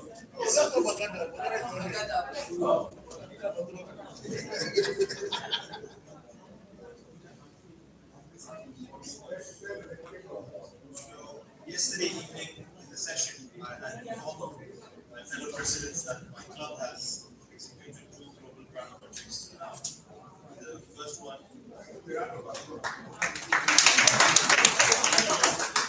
one was with regards to artificial limbs, $3,000 artificial limbs, and the second one is where we are targeting to vaccinate about 500 girls for cervical cancer. The first project, the total contribution was $190,000, but what was our club's contribution? What we received? The entire fund, our club contributed a very small amount of it because the major donor was, the major money came in from Rotary Club of Singapore. Our district also contributed at the district of Singapore. I was not in the member, but what I know the figure was between $3,000 to $4,000. The thing about it is that when you make a contribution of about $2,000. For instance, in my own club, we paid only $4,000 and we're able to execute a project of $40,000. That's how much we could do with the global grant. And the Rotary Foundation chair, Adeniji, is quite prepared with the DG to encourage you that if you start a project, if you asking for a minimum of $5,000 to $10,000, these are the things you can do so that the Rotary Foundation will match it for you. And you don't have to stay within your area alone. If you get international partner that can give you as much as $10,000, these are the things that the Rotarian changing the impact in your own community. And these are the purpose of young being a Rotarian is what we are talking about. Next slide.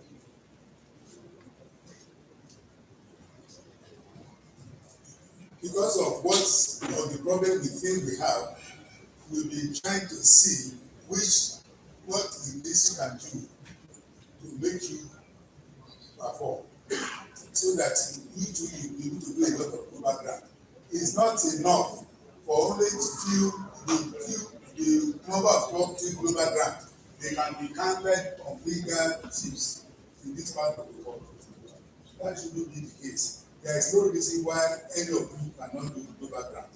And what we are trying to do in this regard is starting with the responsibility of increasing the impact and sustainability of global grant.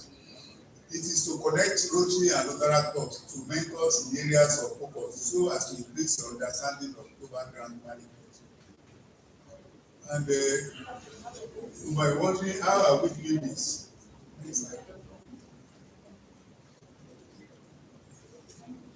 So what we do as the District International Service Chair, we have District Resource Network. These are the experts of a collection of experts of people who have been doing this in their own clubs. And they will come around to educate you, to ask you to motivate you to do standard projects. So what we do, we help foster international partnership, motivate us to get involved in international service projects. And primary point of contact of building this resource network is not only for you to have this resource network members working for you. If you have this resource network members in your own club, you donate it to the district so that you can spread the gospel too.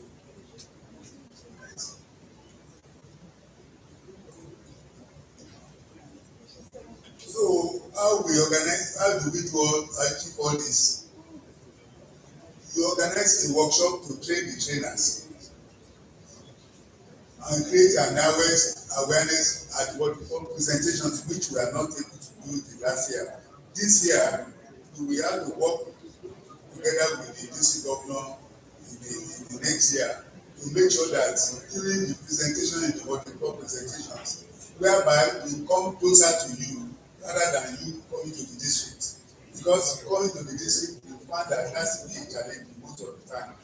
And if you can come nearer to you when you are doing your what we call meeting, maybe we'll be able to visit you in a smaller group. And if you make the request, we will visit your club to make presentations.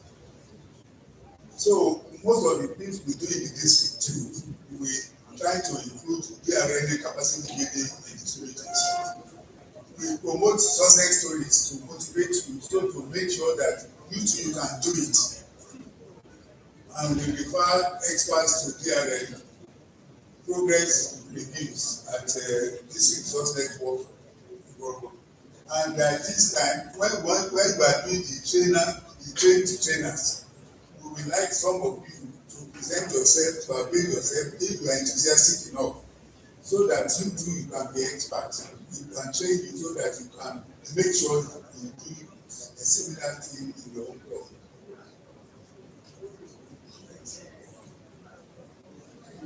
So these are the things we intend to do for your year.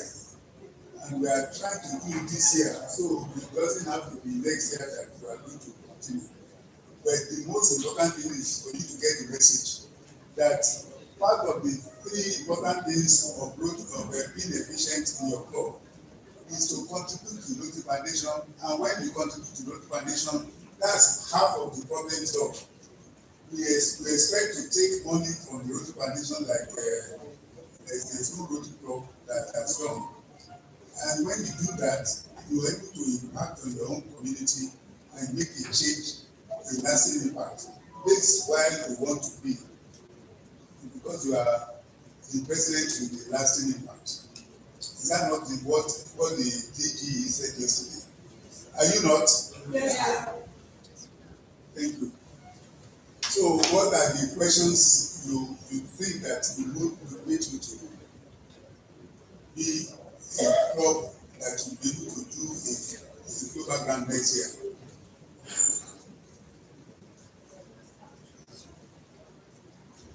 Which of you are likely to do a global grant next year? Which has already expressed herself. What's the name of your club? Shagam.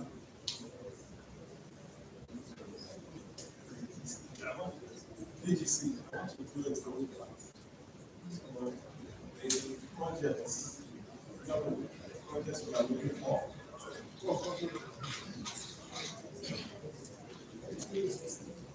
And for PGC, I know one of the things to do a global grant is having a project that is above $30,000. So is the why we are looking for the project per se is the district has some arrangement for us to look at more variety of projects that we can use to get start applying. So there are only 3 clubs that are planning to do global grant project next year.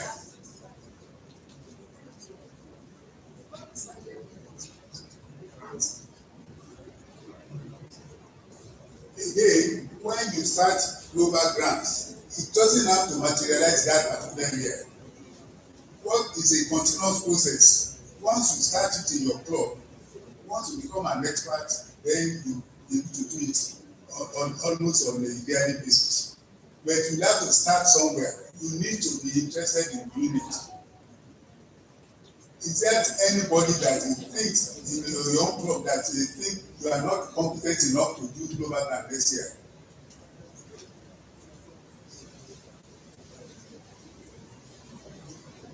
Now, this doesn't seem to be encouraging because I expect a lot of you to indicate interest in that you want to do global grant this year.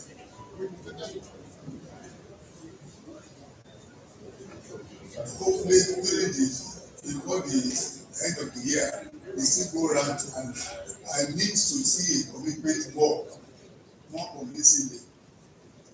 Not just the what's the hope of the mission body. Not just mission body, it's the first one who actually said before my asking that they are going to do. And you said you wanted to do, but you haven't decided.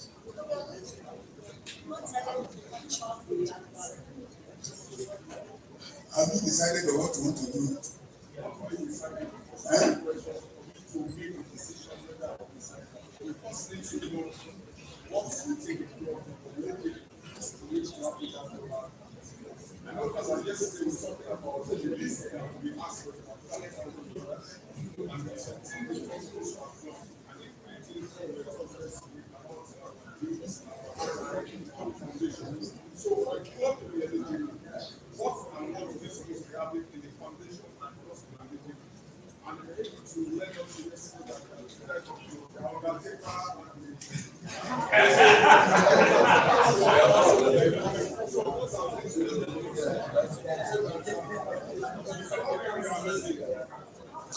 The message is, if you contribute, you should be able to take out of Rotary Foundation.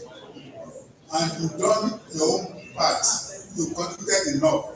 This is time to begging you, forcing you to try and contribute something back. And that's why we are coming. And I wish you a very successful, impactful year. Thank you very much.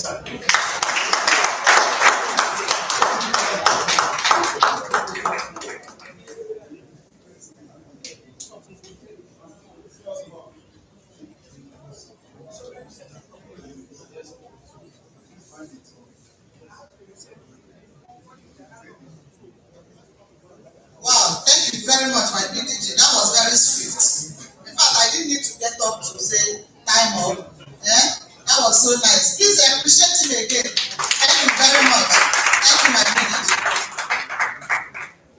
You see, I like that type. You don't have to stress. So let me now invite back my sister PAG Musa Ongazi. Thank you. Thank you very much. Thank you very much, fellow Rotarians. So just kick off. This committee started as DEI, diversity, equity, and inclusion. But recently, like everything that has been happening in the Rotary International, they have changed it down to enhancing participant engagement. So what this is saying essentially is that Rotary International is trying to refocus on engagement, and then to not just look at only Rotarians, but people around us as participants in our Rotary journey. So that's what we're going to look at now. So we are tearing down the walls between us and them and thinking about participants. A word that encompasses all Rotary members and others who get involved in Rotary activities. Like family members, most of us who are Rotarians, our family members are involved in a Rotary journey one way or the other. Partners and alumni.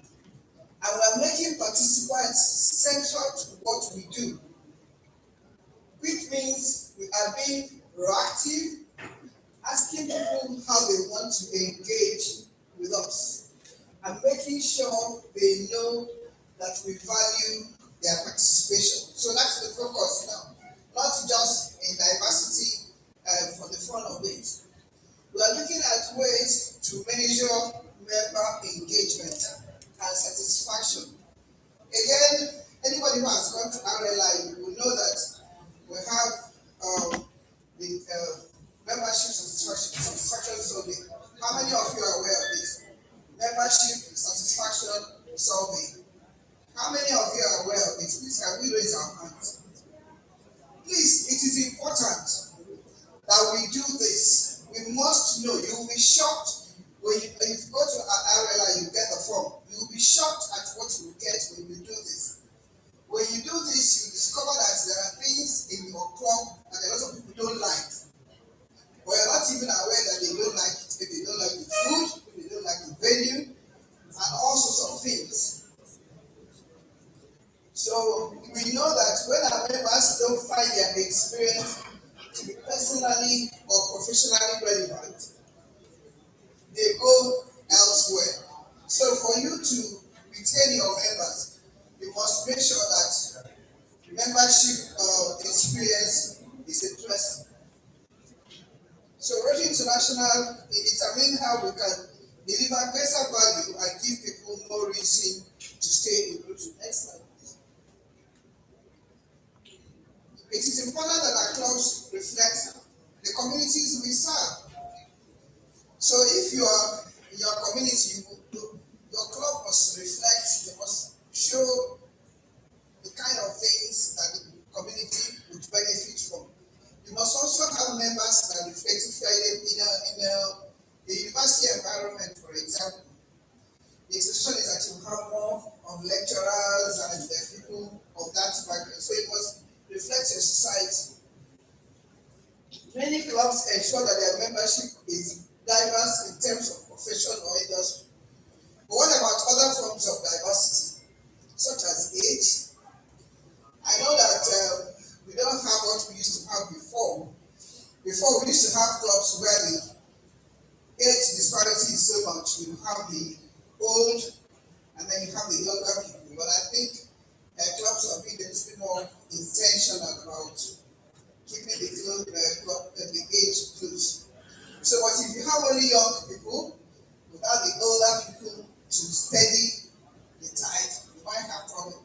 If you have only old people and you don't have the young people who will bring their youth to drive issues, then you have a problem. So because of people from marginalized groups sometimes encounter barriers to becoming a Rotary member or leader. I'll tell you, Rotary has changed a lot. Because before, you have to be invited. But now, because of online activities, you have people who see your activities online and they will say they are interested in joining your club. So it's only for your club to now do the verification and admit them. So it's important that we take note of some of these things, some of the barriers. Some people too, when they come to our meetings, they look around and they feel that they can't fit in. So we must be conscious of some of these barriers. So think about which groups, perspectives, and experiences are represented in your club and which ones aren't. Whether you are already working to make your club more diverse or just starting to think about it. Please see that thing, the member diversity workshop sheet. Please go to your RLI website and look up some of these things. Okay, when you look at it, then you will now know whether your club is diverse enough. Next slide. So communities around the world differ from one another, but all are diverse within. Even though some differences aren't as apparent, they do exist. Some of these are differences in ability, in religion, or in sexual orientation. Now you discover that if you have, for example, a club that is all Christian, during the Salah celebration, you might not take note of what is happening, and you will not, your Muslim members in your community might feel that you are not involved with what they are doing. So, but when you have Muslims, you have Christians, you have other religion, the tendency is to celebrate everybody's religion. And that kind of gives your club some good membership experience. Next slide. So what is the value of diversity? Talk about diversity. What is the value? Okay, the value of diversity is making clubs and culture more diverse, benefits all of us.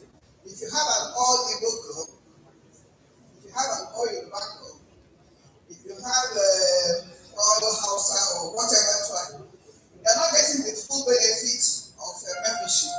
So we need to have more diverse culture.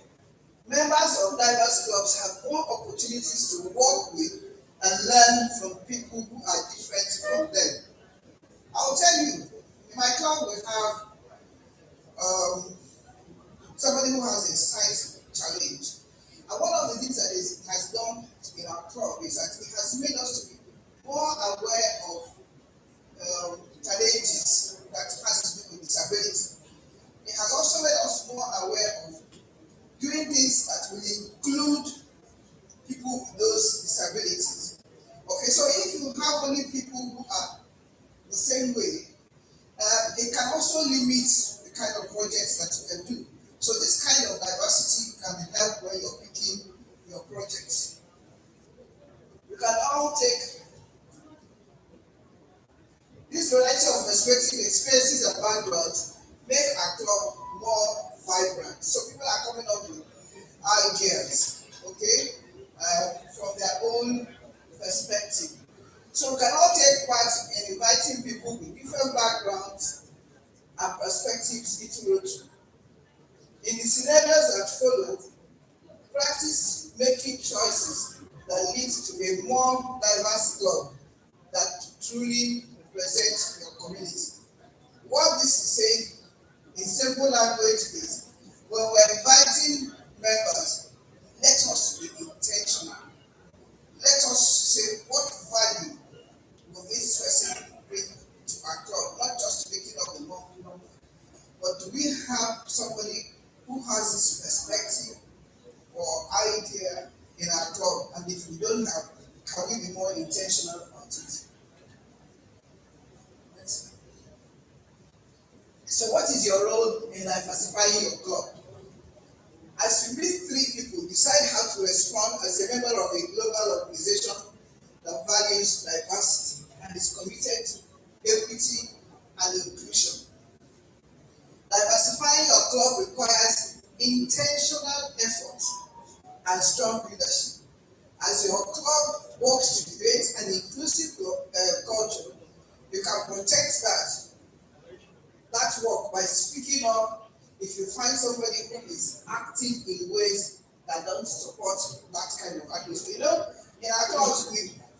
to make slight remarks about things. Somebody comes to a club for a meeting, at the end of the meeting, somebody says, maybe it's whispering to the other club member, I don't think this person can fit in.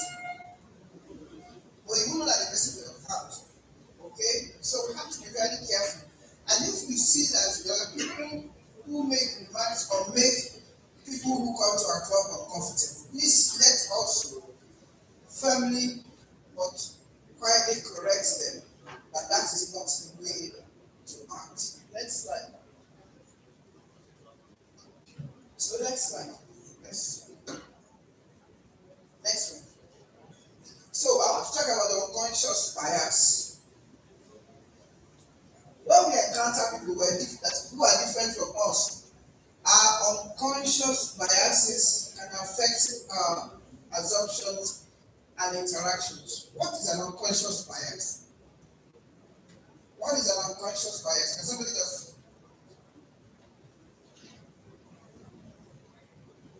It's a situation where we use our own personal belief to identify another person who will not interact with him or her. Thank you very much. Any?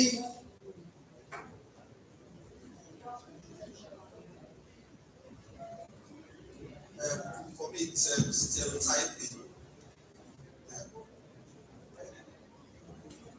Okay.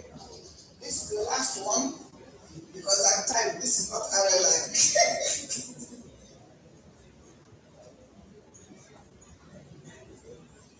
Conjectures we make based on assumption. Yes, I'm always very particular about unconscious bias because maybe because I'm a woman and I know that over time I had met a lot of unconscious bias. There are people, they're not aware of it. If you ask them, they'll say, no, we don't have anything against women. But unconsciously, if you seek their advice, she can't do it. Okay, it's an unconscious thing. If you're answering when you will say no. I don't have anything against you. I don't have anything against you. I don't have anything against the mechanics or Anglican, but it's there. So unconsciously, we keep making those comments. So everyone has biases. We all have our small biases. There are things when they come and say, hey, no, don't go there. You understand? We all have it because they come from the human brain's natural tendency to categorize things and people in order to help us understand our world. Every day we make decisions that are influenced by these biases every day we make decisions that are influenced by these biases without our being aware of them. So what I'm saying today is please, when we're taking certain decision, let us draw back, be more intentional, think about, am I saying this because it is what should be done, or am I saying it from a bias? Okay? Next. So one of the main reasons that people join Rotary is to make a difference in their communities. Anytime you ask this question, that's what you get, to make a difference. Okay, so ask yourself, is my club addressing my community's biggest needs? Are service projects ones that local residents and prospective members want to get involved with? When it is clear to your community that your club is making a difference and meeting significant local needs, your club will earn more respect and address more diverse needs. So let us develop a culture of appreciation. Please, if a club member goes out of their way to do things, fellow incoming presidents, please make sure you always appreciate them. During the meeting, find a way to say, I want to particularly thank Mr. Paul for what he had done during the project. I want to particularly, it helps to boost the morale of that particular person and anybody else in the club thinking that they will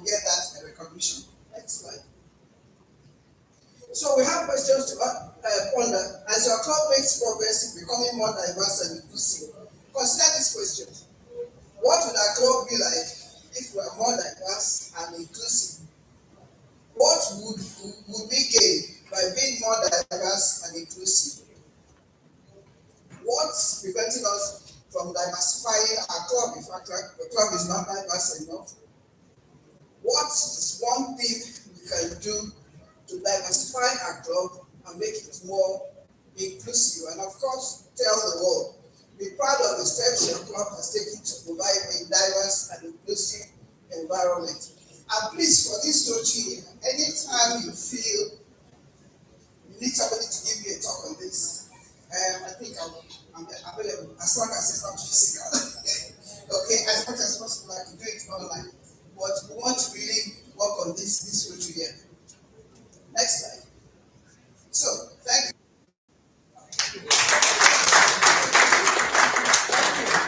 Thank you very much. This is a very important topic, DEI. You have to diversify.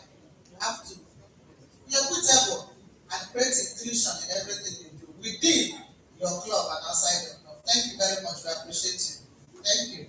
We're getting there almost. The hall that side is filled up already. In fact, we're managing the crowd there now. So they are waiting for this president for that section to start. And we are not doing badly so far. I thank all of you for sitting tightly to your seats and getting this done. Might now invite the last official speaker for today. She has just 10 minutes to tell us about youth exchange. PhD. Kuteli, please come forward. From the Rotary Club of Victoria Garden City.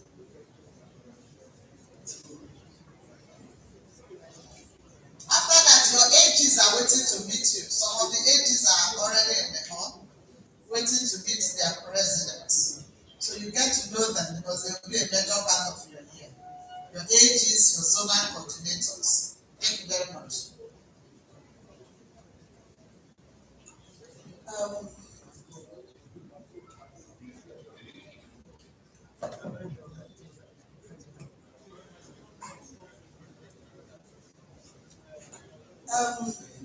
Good morning, everyone.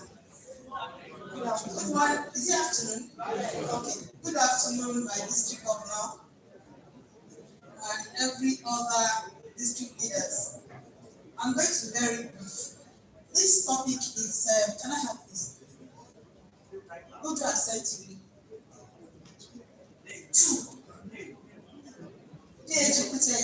Victoria, I don't know what is on this slide. I'm not going to follow this slide because it's a very large slide, but I'm quickly going to address us so that we will know the importance of youth exchange in Rotary. Okay, don't worry.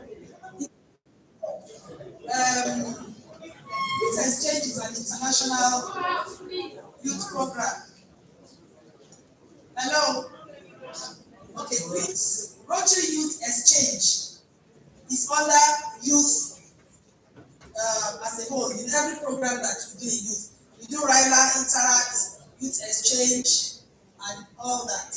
But Rotary Youth Exchange is the only one that is an international program amongst all of this. And it's a very, very important program that, for one reason or the other, it's, it just goes down.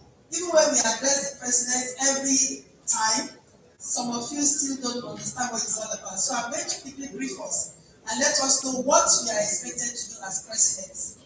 The Youth Exchange is a program where we send our youth aged 15 to 19. So this is very tiny, I can't see. Age 15 to 19 internationally. We send them abroad. We can have an inbound, that is, they are also sending their children from all districts all over the world to Nigeria and to any district they want to come to. In this case, 9112.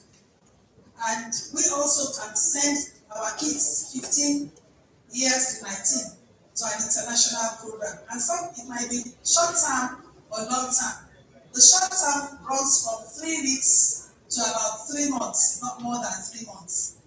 And the long term is 12 calendar year, months, sorry. And the beauty of this is that it promotes, these children go there to learn about peace promotion, culture, other cultures, making friends, and learning languages. And because of this, some of our, we have a very important part to play as presidents in all of this. Because if you don't have an idea of what happens, in this set of, in this part of Rotary International, you'll be losing out. Because clubs are expected to sponsor these children. And when they go for short term, that's between 3 weeks to 12 weeks, they don't have to go to school. They are going there to learn about peace, because if you can cohabit with some other family, it means that you are a peace family. You learn how to live with somebody peacefully, and you learn their culture, you learn their languages, and they come back a better person. Some children are very timid and shy. When they go for this program and come back, they'll be speaking diverse languages, they've sold their own culture, and they imbibe other culture, and they come, a better person. And in future they might even decide to join Interact, Rotary, and all that. For the long time, fantastic. They are there for 12 months. They are going to go to school. They are going to learn languages. They are going to make friends, and they're going to, interrelate, and they become a better person. How? Before they leave here, we're going to group them to let them know that when you get there, if you're a Yoruba person, the one that went to Germany last year, the guy was so culture bound, and they asking her questions. Why did before they wake up in the morning, she's already taking the sweeper, she's taking their machine, she's helping them to do things at home. And they're like, where are you from? And she tells them about the culture. This is the way we curtsy, this is the way we do this. And when she came back, she was speaking German. Yeah, she spoke so much German. She spent only 8 weeks. And now, she's doing so many courses in Germany now, personally, that is helping her. She's made friends. They are wanting her back. So the benefit of this is that each time the district sends out children, is a plus for the club that sends. My club is sponsoring 2 children this year. This is the first time we are sending about 5 children outside Nigeria. 2 to Germany, 1 to China, India. 1 has gone to Brazil. PDG, Femi Adeniji's son is currently in Brazil. And we've been discussing his experience. He only spent after the youth summit, he left on the 16th. And he has a lot to say. He has a lot to say already. And do we know that we can sponsor our children, and we can sponsor our nephews and nieces? Because my president is sponsoring 2 people now. He's sponsoring his niece and his nephew. And they are so excited. They'll be traveling before July. And after July, we have 2 people traveling. So, presidents, you have a part to play. Now you are hearing about it. I'm sure some of you knew about it. You are going to get in touch with me. We plan how your club can sponsor a child. It doesn't have to be from your course, but you have to bring the child forward. We groom the child, we train you, we train the child, we train the child's family, and we take it on from there. So if you have any question, please can you send a message to me 090-480-26393. 090-480-26393. Thank you very much. Thank you. Thank you. This is wonderful. That was the last speaker for the day. We're almost getting there. We have certain obligations to carry out. We have promo. The chairman for DG installation and the chairman for RILA is around. They will be called upon to come and give us 5 minutes. Anything more than 5 minutes, I'll shut you down. 5 minutes, please. Come and tell us about your program.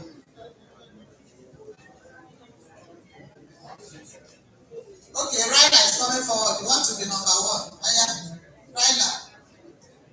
So I have 5-page slide and 1 minute for 1 slide. Ryla 2026 will begin on the 15th, and as you can see, 23rd. Please, the next slide. All right. So for president-elect that are here, it will open March 30th. I think that's on Monday. Registration link will be sent to your platform 30th on Monday. Yes, there are clubs that already registered 15 persons already, but officially it's open 30th. Please, the next slide. Now, there are criteria that we have set out this year for Ryland, so that clubs who want to come first, second, third, and fourth positions. This time around, we are saying if your club will sponsor 50 participants and above, you will get 20 marks. 50. Now, there are clubs also sponsor our brochures, war sponsors. Allocations have been made as well to them, and we have the opening ceremony between 1 million to 1.5. As we speak, Rotary Club of Bagada, Rotary Club of Ikota Metro, Rotary Club of Revolution Plus have keyed into opening ceremony of the rider. And so we need 10 clubs. You can be part of it, and the scoring is there for us as well, 20 marks. Then clubs. For rider, we also encourage that clubs come and visit to see how their riders are doing. And so we have that as well. Then event sponsorship. I just spoke to Rotary Club of Adeniji, and they have also promised to take care of all our medical expenses for the children. So please, let's give it out to Rotary Club of Adeniji. All right, next slide. Avenues to sponsor us this Rotary year. You can recall yesterday when the district governor-elect was giving his presentation. He did mention that we need to renovate C school itself, and he said the project is about 12.5 million. We have also put that as part of our sponsor. If you look at that Ryland legend, I don't know what is happening this year and next year. Rotary Club of Ikota Metro has given us 2 million to support that project. Members of Ikota Metro, please, thank you. Next slide. These are just pictorial. Next slide, please. Yeah, so this is part of the renovation work we're talking about. I refuse to open to show us the inner peaks because they are not good for us. And this is where most of the children that we are sending to Ryland, this is where they will sleep, this is where they will stay, this is where they will use as restroom. The district government felt it is not good enough, and we should all come together to renovate this place. Please, next slide. This is the restroom that each and every one of us will use. When we come to visit, this man said he will not go inside. This is where you will use when you come to see school. All of us, both male and female. So we are saying this year, let's do something.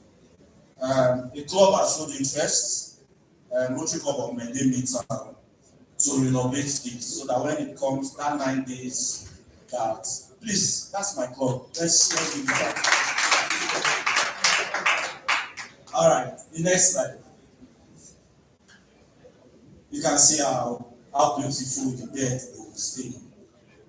And this year, my son is coming to see school. He said that he has always seen school. He will try and do it. Yeah. Now, this is the open room. This was donated 6 years ago by Rotary Club of Maryland. Now they are in District 911. The roof is no longer there. The roof is no longer there because it's salty water. So if you look construction, it's gone off. Yeah, this is for female restroom. So this is what we have. So we need every one of us to support this year's rider so that we can get something better. Yeah, like I did mention, Rotary Club of Ikota Metro that donated 2 million. This is their current president. Yeah, please, next slide. And Rotary Club of Revolution Lagos also gave us 500 for opening ceremony by Ikorodu Metro as well. So please, we need each and every one of us to support Rwanda 2026. For more details, just after this, you have the banner there. You can meet with me. The link will be shared on our platform for registration. Thank you. Thank you very much for keeping to time. Thank you. Now invite people can follow the shop. Please come and talk to us about DJ installation. 5 minutes.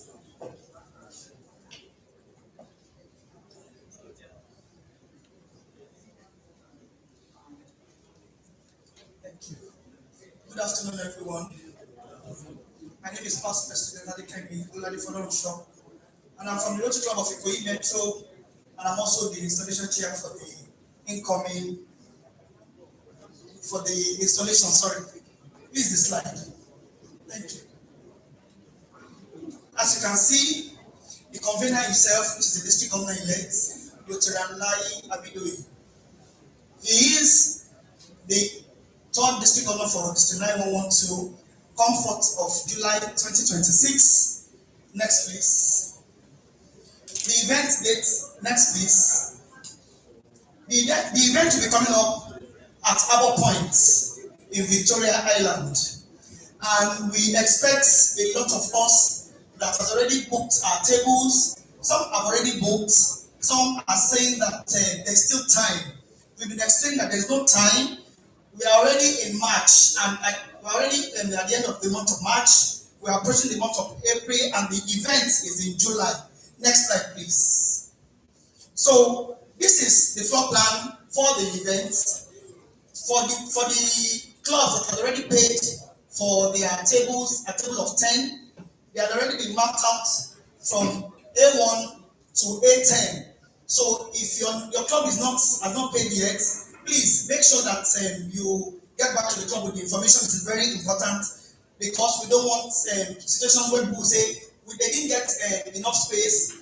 We are not going to work with lastminute.com where you say I'm a Rotarian. That's not who we are. We are people of excellence, and we are people of integrity. So this is the floor plan. All this that you are seeing are the tables that have been paid for, and their seats and their table space has been assigned to them already. Next slide, please. So these are the lists of the clubs that have paid already, whose table has been marked out and space, and some of them paid for 2-3 tables from Ikoyi to Bragada to Eko Heights, Falomo. Most of them paid for 2-3 tables, and as you can see, we are already ready, and the space is getting filled up already. Next slide, please. So the registration is going to be according to the way payment, because we discovered that individuals make payment from their own outside the club's transfer. We discovered that individuals are just sending in their money. So it is, even for individuals, even for a table of 10 from clubs, it is going to be first come, first serve basis. And I would like to inform you also that the promo for 75,000 payments ends this month. Come 1st of April, it's going to be 90,000. That's a late fee. It's a late fee. We've been at 75,000 for some time. And for some of you who are DTTS, we explained it that please, there's a promo going on already. You should please key into this promo and be part of it. You still have from now till the end of the month. But come 1st of April, it is 90K.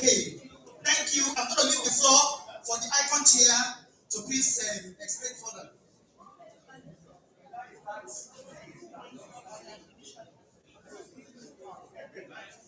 Good afternoon, everyone. My name is. Okay, sorry about the 90,000 harassment, but please do the needful before March, at the end of March. Okay, so I'm here. I'm the installation icon chair, sub chair. Sorry.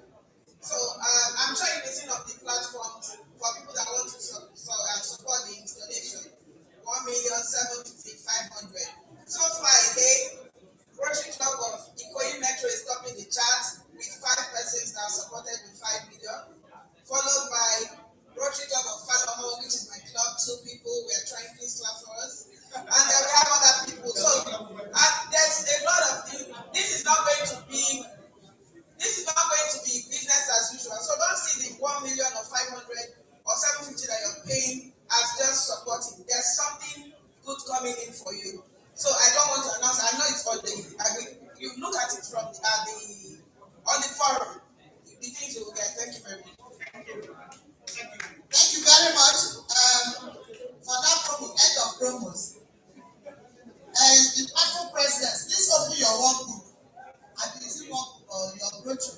page 53.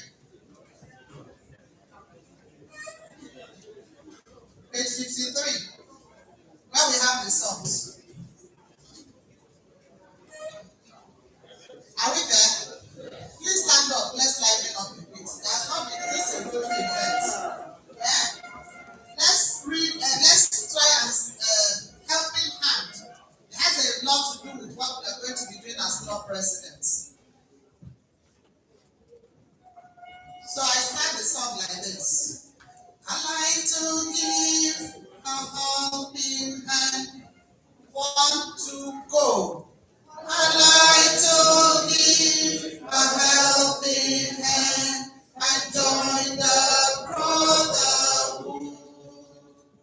With all good men throughout the land who work for the common good.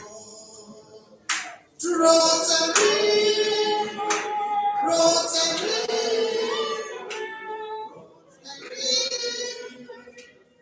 to give a helping hand to Rotary will be Rotary, oh Rotary. That was not well done. A careful smile, a willing heart to help us on our way. If embrace all to do our part to brighten someone's day. Rotary, and we have presence of Rotary.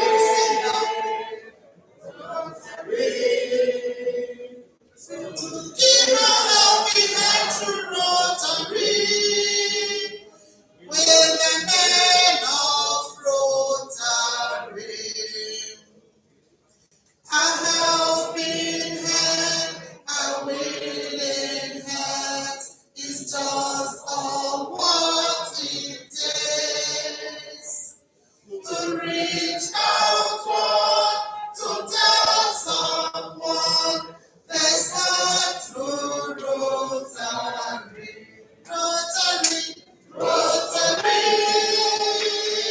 Rotary, Rotary. To give a helping hand to Rotary, with the men of Rotary. Thank you very much. This is my role saying thank you to all presidents and let's listen now. We've come to the end of this section. I want to appreciate all of you. Take time to go through the words of this song. It tells you what you have to do as a president,